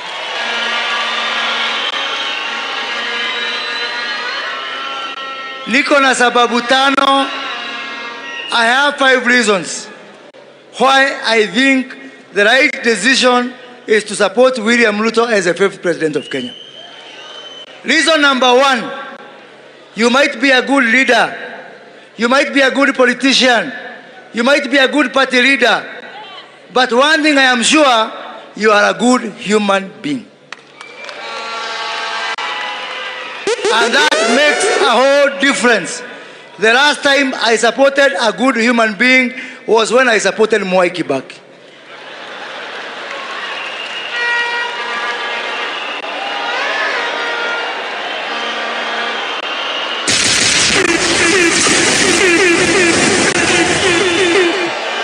And for me, supporting a good human being is more important than supporting a good leader. Because we can take your word. William Ruto akiniambia tuende Mombasa, nitamgojea Sultan Hamud. Watu wengine wakiniambia tuende Mombasa, pengine uende Naivasha. Because you cannot take their word. Thank you for being a dignified man. Thank you for being a man who we can take their word. I will support you because you are good for this country. Nikiangalia wale watu mmeleta pamoja. From Musalia Mudavadi to Governor Mvurya. From Aden Duale to huyu Sankoku, huyu nominee number 1. The whole country, the whole Kenya. Wengine wanajigamba ate wao ndio wanaleta Kenya pamoja. Nobody brings Kenya together than William Samoei Ruto.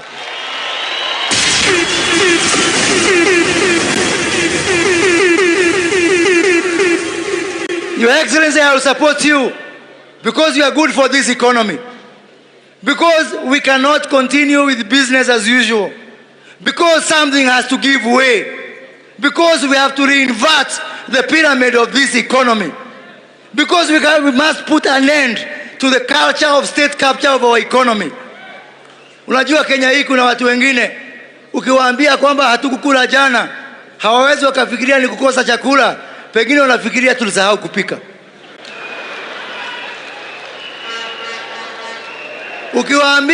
Ukiwauliza maziwa inatoka wapi, hawawezi kujua ilitoka kwa ng'ombe, wanasema ilitoka kwa fridge. That must come to an end, and it is time to give this country to the real stakeholders of this economy, who is the man at the bottom of the pyramid. Only you can do it. Your Excellency, I will support you because you are good for devolution. Only you can actually implement the 35% without us changing any constitution or signing any document. We can take your word for that. Only you is confident enough, and you are not paranoid like others who fight governors because they are paranoid of strong people. You will be good, and I am the incoming chair of the Council of Governors. So kwa niaba ya magavana wengine hapa wako hapa.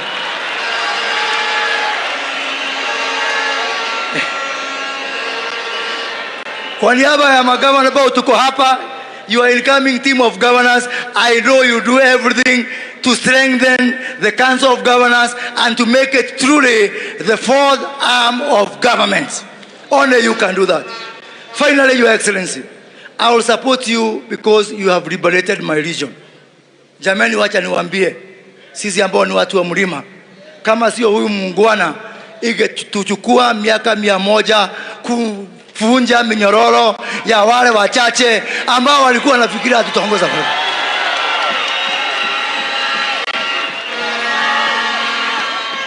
You have made it possible. You have made it possible for me, being the member of parliament for the president, to take a different path from a sitting president without fear. And for me, that is very important. You have liberated us, and we owe you the debt of gratitude for liberating us. Wengine wanasema ati makamu wa rais hawezi kumwamini. Jamani, mnakumbuka wakati 2014, 2015 hapo, wakati rais wetu alienda huko Hague, akamwacha naibu wa rais as an acting president, akarudishiwa all the powers. Niwaulize jameni, kama ni Raila Odinga,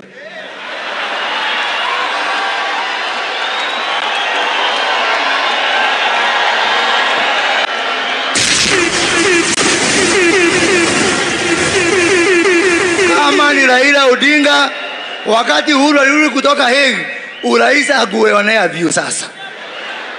And because you are a real man, you are an honest man, it does not matter how many names you are called. Wengine wetu tumuvumilia, tumeteswa, a lot of pressure, but tumesema tusimame na ukweli na hii barabara tafika. Kuna wengine wanasema ati kula ya mlima itagawanywa. Mheshimiwa Anne Waiguru, Mheshimiwa Rigathi Gachagua, Mheshimiwa Ishungwa, Mheshimiwa Gavana Muthomi Njuki, Mheshimiwa Senator Linturi, Mheshimiwa Wamatangi, Mheshimiwa Wamaua, Mheshimiwa Alice Wahome, Mheshimiwa Faith Gitau. Sisi ndio tulikuwa tunashidia Uhuru kura na sisi ndio tulikuwa tunamwibia kura.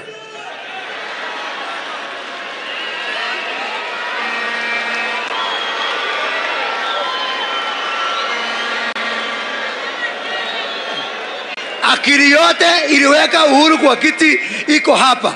Ile iko Azimio ni mwili peke yake.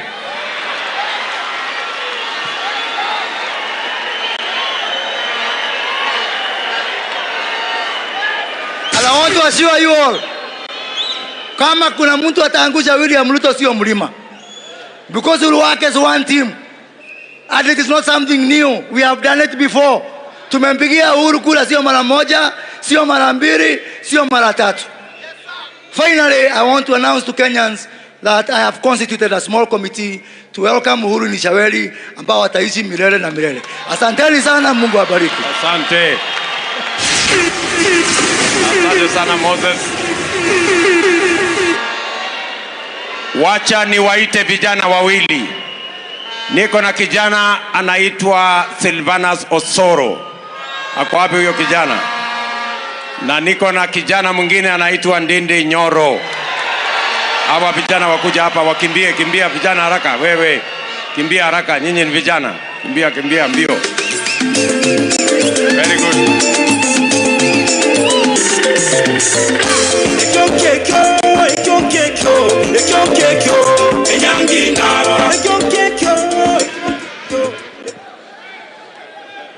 Thank you very much, Your Excellency. Your Excellency, the Deputy President and the future President, kuanzia tarehe 9 mwezi wa 8, by the grace of God. My name is Silvanus Osoro, Member of Parliament for South Mogrango constituency in Kisii County. Your Excellency, mine is perhaps to dispel some fears that could be in the other team. Why you see some people regrouping and coming together, all notable thieves regrouping and coming together to defend something, it is because they have the fear of the unknown. And today, we want to assure them that UDA and yourself, you are not petty. They have done several petty things, including sending a whole minister to a country in Zambia, not just to pass the congratulatory message, but to also go and libel against you and against your friends who do business in that country. There are several things we can copy from Zambia, even if they went there. But there is one thing that we can't copy. We cannot copy the element of victimizing the sitting presidents once they leave power. And what the president is fearing, President Uhuru Kenyatta, tafadhali tunataka kukuambia, wewe ukiritaya, tunajua umekosea watu wengi, lakini sisi hatutakukosea kwa sababu sisi tunamuogopa Mungu.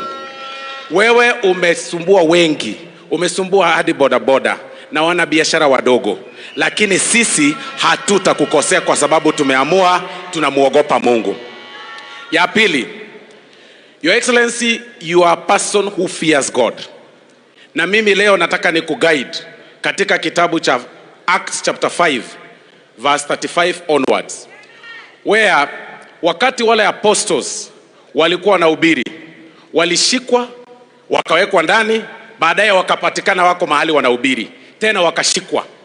Wakati walishikwa, kuna mtu mmoja katika verse 39 anaitwa Gamaliel, wakili, alisema ya kwamba if it is they are using their own power, hawa watu watashikwa na wataenda chini. But if it is God's will, hata ukiipiga namna gani, if God has said this is the direction, there is nothing you're going to do to stop that. And today as we stand here, we believe you have a higher call than we see. You actually have a higher call kututolea zile minyororo ambazo tumeshikwa na hao watu watapeli ambao wanashikana pamoja. And that is why we are saying, because it is God's will, sisi tumeamua kukushika kabisa. Na tunaomba tafadhali wewe pia usituangushe, kwa sababu wao wametuangusha. And the message to the media going forward, tafadhali wacha kukua biased. You have a higher calling ya kushikanisha Wakenya pamoja. The media this time round is more biased than anything else. Nyinyi media tafadhali, especially the Royal Media Services, na leo tunawaambia ukweli, especially the Royal Media Services, wacha kukua biased. We know that chairman ana support the other side, and that is his democratic right. Lakini kwa sababu ya maneno ya uchaguzi ambayo uko mbele, tafadhali peana fair coverage. Wacha kutupatia 3 minutes na kupatia wale wengine 25 minutes mpaka vitu ambazo hazina maana mnatuwekea kwa TV.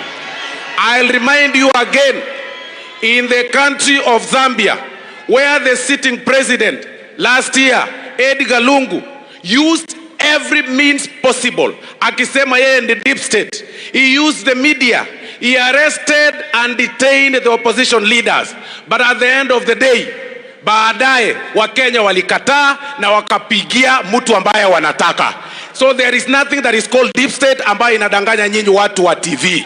You've got to change, muamue ya kwamba going forward we need a balanced coverage. Wakati mnaweka Raila 5 minutes, patia William 5 minutes. Mukipatia Raila 10 minutes, patia William 10 minutes. Kwa sababu tunajua hiyo ndio game yenu mnacheza. Kwa hayo machache, sisi kutoka Kisii, we endorse you, Your Excellency, na sisi tutasupport wewe, na wewe ndio president wetu kuanzia tarehe 9. God bless you. Thank you. Wacha nimuite mungwana, anaitwa Ndindi Nyoro. Asante sana kiongozi wetu, Rais wa 5 wa Kenya na viongozi wote. Harambee! Harambee! Harambee! UDA, kazi ni kazi. Asante sana Mheshimiwa Deputy President, na pia mama wetu wa taifa, tukifika mwezi wa 8 kwenda juu, Mama Ruto na wana UDA wote. Mheshimiwa Deputy Rais, kinyang'anyiro ambayo tuko nayo cha urais na cha uongozi leading to 9th of August of this year, as you keep saying, it is not a beauty contest. It is a contest of ideas and abilities. And Mheshimiwa Deputy Rais, there is no other person contending for the presidency of Kenya who can compete with you on that arena. You have been our agriculture minister. You have been the higher education minister. Your deeds we remember. Your character we know it. You are the best person placed to lead this country. Mheshimiwa Deputy Rais, tena tukienda mbele, ile changamoto iko sana nchi ya Kenya. It is an economic problem. Unemployment na kijumla mashida ya economy. Mheshimiwa Deputy Rais, I have sat with you and I know your agenda, and I know for sure you are crafting a policy of bottom up to marshal the entire population of Kenya into prosperity. I want to quote Mheshimiwa Deputy Rais, one of the example that I have seen you are referring to. One is that of South Korea, and in you I see General Park, who delivered South Korea into a country it is today. In you, I see Deng Xiaoping, a person who led China from 1978 to the China we know today. And I know for sure unemployment rate will come down like it has gone down in Vietnam in the recent years because of your leadership. But as I wind up, Mheshimiwa Deputy Rais, mimi kama rafiki yako, I know the tribulations you have gone through your boss. Nikiyasema hapa mbele ya watu, wengine watatoa machozi. Ile tunaona ni kidogo, lakini tunajua umeumizwa sana. Lakini Mheshimiwa Deputy Rais, always remember that suffering breeds character, and character breeds faith. And in the end, faith never disappoints us. Mheshimiwa Deputy Rais, you have been refined. You are a better person, I know for sure. But more importantly, once you become President of Kenya in 9th of August, the glory will not be to the big men. The glory will be to God and the people of Kenya. Na ya mwisho, Mheshimiwa Deputy Rais, you are not on the ballot as William Samoei Ruto. It is not William Samoei Ruto on the ballot. It is us, the long-suffering Kenyans, the children of the nobodies, of the low class, of the subclass, the carpenters of Kenya, the bodabodas of Kenya, the watu ya mijego of Kenya, the farmers of Kenya. It is us on the ballot. We support you and you are our next president. Thank you very much. May God bless you. Thank you very much. Wacha nimuite Mheshimiwa Boni Halule dakika moja. Asante sana, Your Excellency. Your Excellency, I have listened to you and I'm confident the time you are speaking, the country was on a standstill. I have received short messages from Kakamega. They are telling me, Urimsata, which translates to, you are a man and a half. I want to say congratulations and take over from where Wetangula and Mheshimiwa Musalia left by confirming to you that the people of Kitale, Bungoma, Vihiga, Busia, and Kakamega will vote for you as the 5th President of the Republic of Kenya. Kuna wakora ambao wako katika Azimio wenye wanarusha maneno makali kwako, Your Excellency. Stanley Libondo, Francis Atuoli, they do not speak for our community. They do not speak for anybody because they lack the basic intellectual capacity to represent even ordinary animals that you can get in a zoo. Your Excellency, we are going to vote for you because it is now clear you are the bridge to the future of this country. We are going to vote for you, my brother, because of what you've said about the needs of this country, so that 4 million young people, certificate, diploma, and degree holders can have a piece of earning a livelihood for themselves and their families who have sacrificed for them. Your Excellency, I am touched by your commitment that you are going to take the country right from where President Mwai Kibaki left. Mwai Kibaki left a working nation. Our nation has stopped working.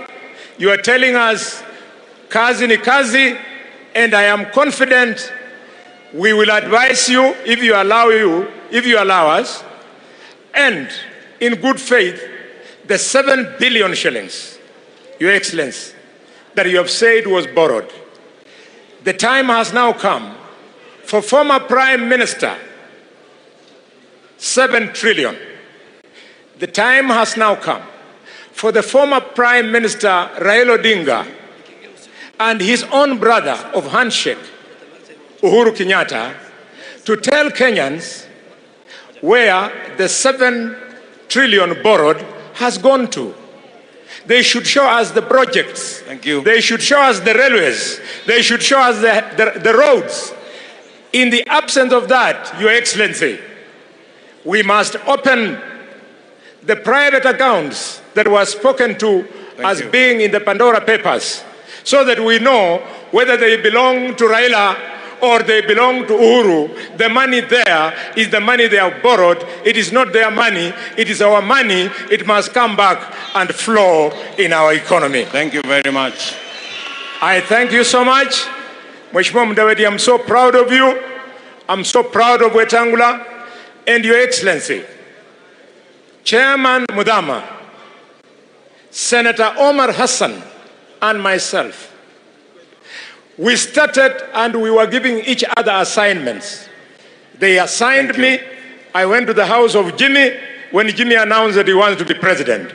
Jimmy told me at the end of the day, he'll be with us. He's here, Your Excellency. Thank you, thank you, thank you, thank you, thank you. Your Excellency, I went, Mheshimiwa Kuria. We had a big cup of tea at Jacaranda Hotel.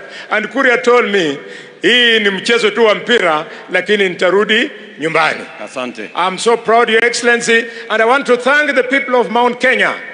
You are a leading example. You have ended tribalism and tribal voting because of your stand. Thank you very much.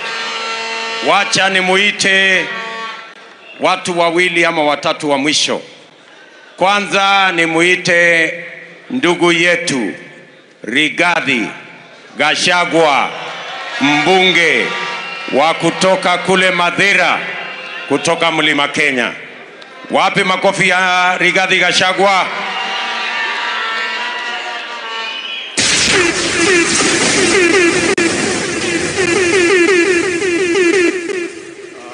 Your Excellency, the fifth President of the Republic of Kenya, God willing, Your Excellency Manaricho, and all of us, watu wa UDA hamjambo. Your Excellency, I want first to congratulate you for being nominated as our presidential candidate, and I want to share with the participants here that winning an election, 55% depends on the quality of the candidate. And I want to say here, as UDA, we have the best candidate ever in the history of the electoral process in Kenya. Our candidate is energetic, our candidate is hardworking, our candidate has a message, our candidate has passion, and our candidate is able to mingle with the ordinary Kenyans on a daily basis. And therefore, it is upon us to do what we need to do to support our candidate and emulate him in working hard and making sure we reach each and every part of the country. Secondly, Your Excellency, it is important for us to share with the aspirants here that the people who have aspired to be elected on UDA are under a lot of intimidation and threats from the government. We want to tell you, don't worry. Borrow a leaf from us. We have been intimidated and harassed for the last 4 years, and we are still strong. Ignore those guys from Harambee House. Ignore the people from KRA, they will take you nowhere. We have a special problem in Kirinyaga, where the PS for Interior has set up a camp at Avai Hotel with money in cartons, calling aspirants, intimidating them, bribing them, and making life impossible for them. We ask the aspirants from Kirinyaga, do not buy fear. Karaja Kebicho has only 4.5 months to go. He will be an ordinary citizen. Kwa hivyo msinunue woga. Finally, we from the mountain, Your Excellency, we have suffered a lot of prejudice that we don't support other people. I want to confirm to you and the people of Kenya that we, the people of the mountain, are decent people. We are honorable people. We are people of integrity. We are not conmen. We are not fraudsters. And we are Christians. We have been asked to betray William Ruto. We shall not betray him because we are not betrayers. We have been told to abandon William Ruto. We will not abandon him because we have no reason to abandon him. We have been coerced. We have been persecuted to fight William Ruto. We shall not fight William Ruto because he is a good man and he means well for this country. So Your Excellency, sisi tungetaka tukuhakikishie pale kwa mlima tuko na akili tulipewa na Mungu tujibebee. Itakuwa ni makosa akili tulipewa na Mwenyezi Mungu bure kupatia mwanamume mwingine atubebee. Tutakuwa tumekosea Mwenyezi Mungu. Kwa hivyo tungetaka kuambia wale ambaye wanasema ati watabebea sisi akili, watuambie pahali tutapeleka kura zetu, wapeleke kura zao pahali wanataka. Sisi tuko na akili, tutajiamulia wenyewe na tutaweka kura pahali inatakikana. And finally, Your Excellency, I want to tell these delegates that there are opinion polls that are being done by Azimio to create an impression that huyo mzee wa Azimio is going somewhere. By Infotrack, by Star newspaper, please ignore those opinion polls. Go ahead and look for votes. Those opinion polls have been done before to create room for that mzee akatae matokeo. So ignore the opinion polls. Just continue looking for votes and solidifying our vote for the Deputy President. Kwa hayo machache, Mungu awabariki, asanteni. Asante sana. Wacha nimuite ndugu yetu Isaac Ruto. Karibu sana my brother. Alafu Didmas Baraza ukuje hapa. Didmas Karaza kuja hapa. Na ndugu yetu Malala pia ukae steady hapo.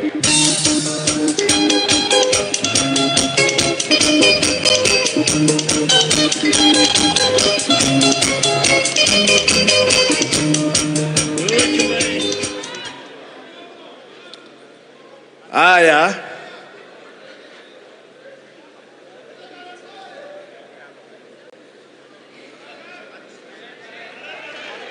tarehe haya basi, wana delegates wa UDA, Mheshimiwa the 5th President na wabunge wote pamoja na party leaders, colleagues, mimi niko hapa leo kwa niaba yangu mimi binafsi na chama cha mashinani, na nimekuja hapa kuhakikishia nyinyi ya kwamba we will walk this journey together.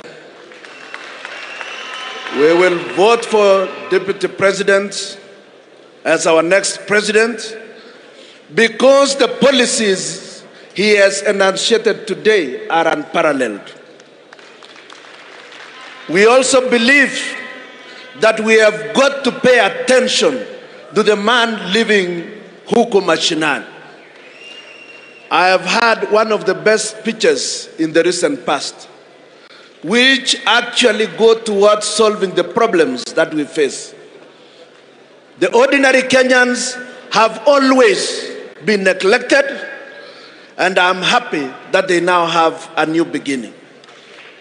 Because I can see time is of essence at this point of time, I only want to associate myself to all the sentiments that have been expressed and say that we have to make a departure from making our budget in the interest of only 20% of Kenyans, and we forget the rest, 70%.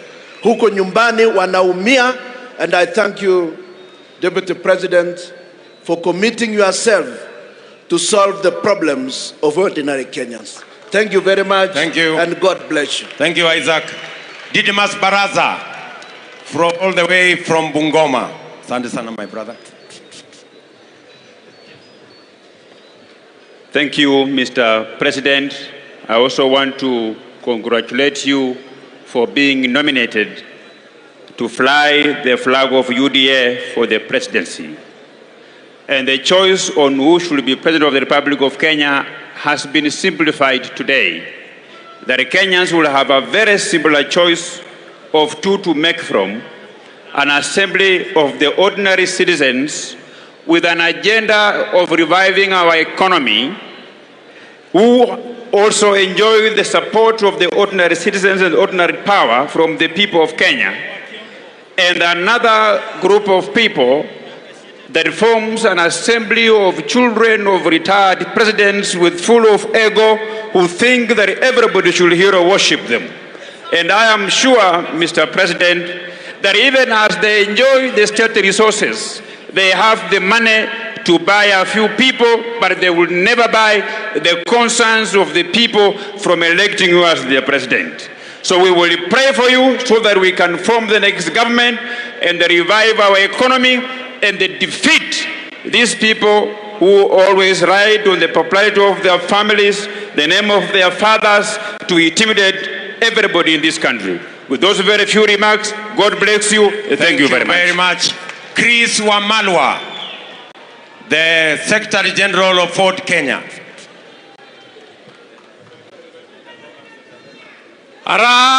Arambe! Arambe! UDA! Your Excellency, the 5th President of the Republic of Kenya, William Samoei Ruto, Your Excellency, the First Lady, Mama Rachel Ruto, we want to congratulate you today for your nomination as the presidential candidate of UDA. On behalf of Ford Kenya fraternity, Your Excellency, we want to assure you that under Kenya Kwanza, we are going to work with you. And I want to recognize the members of Ford Kenya who are here today. We have the chairman, Honorable Joel Ruhu, who is seated here. We have Senator Olendiema, who is seated here. We have Honorable Majimbo Kalasinga, and many others who are here, but they have left. Your Excellency, you've been my close friend. And when you read the Bible, the book of Matthew 7, verse 7, Biblia inasema ya kwamba, aombaye hufanya nini? We want to assure you of our prayers. All those weapons that have been formed against you, I can assure you, they'll not prosper. We are looking forward to see your leadership as the 5th end of this country. We bless you and we pray to Almighty God to give you strength till you reach State House. Thank you and God bless you. Kutoka Kakamega, Super Senator. Asante sana, kwa sababu tumechoka. Mimi ningependa kusema kwamba Mheshimiwa Musalia Mudavadi na Mheshimiwa Wetangula wameongea kama viongozi wa kitaifa. Mimi naibu wa rais niruhusu niongee kama kiongozi kutoka mkoa wa Magharibi. Sisi kama jamii ya mkoa wa Magharibi tumeamua kwa kauli moja tunaenda kusimama na William Samoei Ruto kwa sababu ya heshima ambaye amepatia viongozi wetu. Ukiona vile Musalia na Wetangula wamepewa heshima katika muungano wa Kenya Kwanza, we are assuring you, William Samoei Ruto, we are going to stand with you. Wale Waluya ambao wako kwa Azimio, juzi muliona Oparanya kiti yake wameka kwa mlango ya kutoka nje. Eugene Wamalwa kiti yake wameka kwa mlango ya kwenda kwa choo. Atuoli yeye ndio anapima watu temperature wakiingia kwa hall. Sisi tumesema, sisi kama jamii ya Waluya, we must be respected, and the type of respect you've given to our leaders, we shall stand with William Samoei Ruto. Thank you. May God bless you. Wacha nimuite Mheshimiwa Kimani Ichung'wah. Asante, Your Excellency. Sababu ya masaa, I'll be very brief. Just on behalf of the people of Kikuyu, Kiambu County na Mlima Kenya yote, to congratulate you on your nomination as the 5th President of the Republic of Kenya. To tell you that the burden that we give you today, we are giving the burden to carry the pain of the hustler nation. We give you the burden today to carry the aspirations of all the Kenyan people, Your Excellency. Na kwa hayo machache ni kuambie aliyesema jogoo wa kijiji hawiki mjini, leo amesikia jogoo wa kijiji amewika kwa mji mkuu wa Nairobi, na ajue itafika siku tarehe 9 mwezi wa 8 wataheshimu jogoo wa kijiji na jogoo wa mjini, wapate heshima kwa nchi ya Kenya. Asante, Mungu awabariki. Haya, wa mwisho ni Mama Naomi kutoka Marsabit, na pia atatufungia kwa maombi. Mama Naomi. Thank you very much, Your Excellency. I want to congratulate you for the nomination and pray that you will win and you will be our 5th president. I also want to thank Mama Rachel, our incoming First Lady. Your Excellency, as you have seen, Kenyans have decided, and I believe you will be our 5th president. Number 2, as I finish, as you are giving your speech, Your Excellency, I found 2 things clearly. Number 1, the passion you have to transform this country. Number 2, the heart you have of forgiveness. You have gone through many things. You have suffered. Those of us who are following you, who are your friends, have also suffered. But I know you will forgive everyone who has wronged us, and you will hold the country together come August 2022. Your Excellency, I believe that you can only be compared with retired President of America, Barack Obama, because your speech clearly brought out the type of a person you are and the leader you will be. May I now take this opportunity to pray so that we can finish. Lord, we thank you for this day. We thank you for being with us. We thank you for this great occasion that you have had as we wait for our 5th president to be elected and to have another celebration. Lord, we pray that you give us that victory that comes from you. As we disperse, Lord, we pray that you will go before us, clear the way for us, and give us journey mercies. Be with us, Heavenly Father, and we pray this trusting and believing in the name of our Lord and Savior, Jesus Christ. Amen. All right. Ningependa kila mtu mahali alipo asimame kwa sasa, kwa sababu kilicho na mwanzo wa kikosi kuwa na nini? Sijasikia. Kilicho na mwanzo wa kikosi nini? Kwa sasa tunataka kufunga, na ningemuomba Rais wa 5 wa Jamhuri ya Kenya aje hapa, kwa sababu tunafunga na wimbo wa taifa. Asimame vile atasimama after kuapishwa tukicheza wimbo wa taifa. Na Mheshimiwa Rais, Meru iko Rutonated. Wimbo wa taifa tafadhali.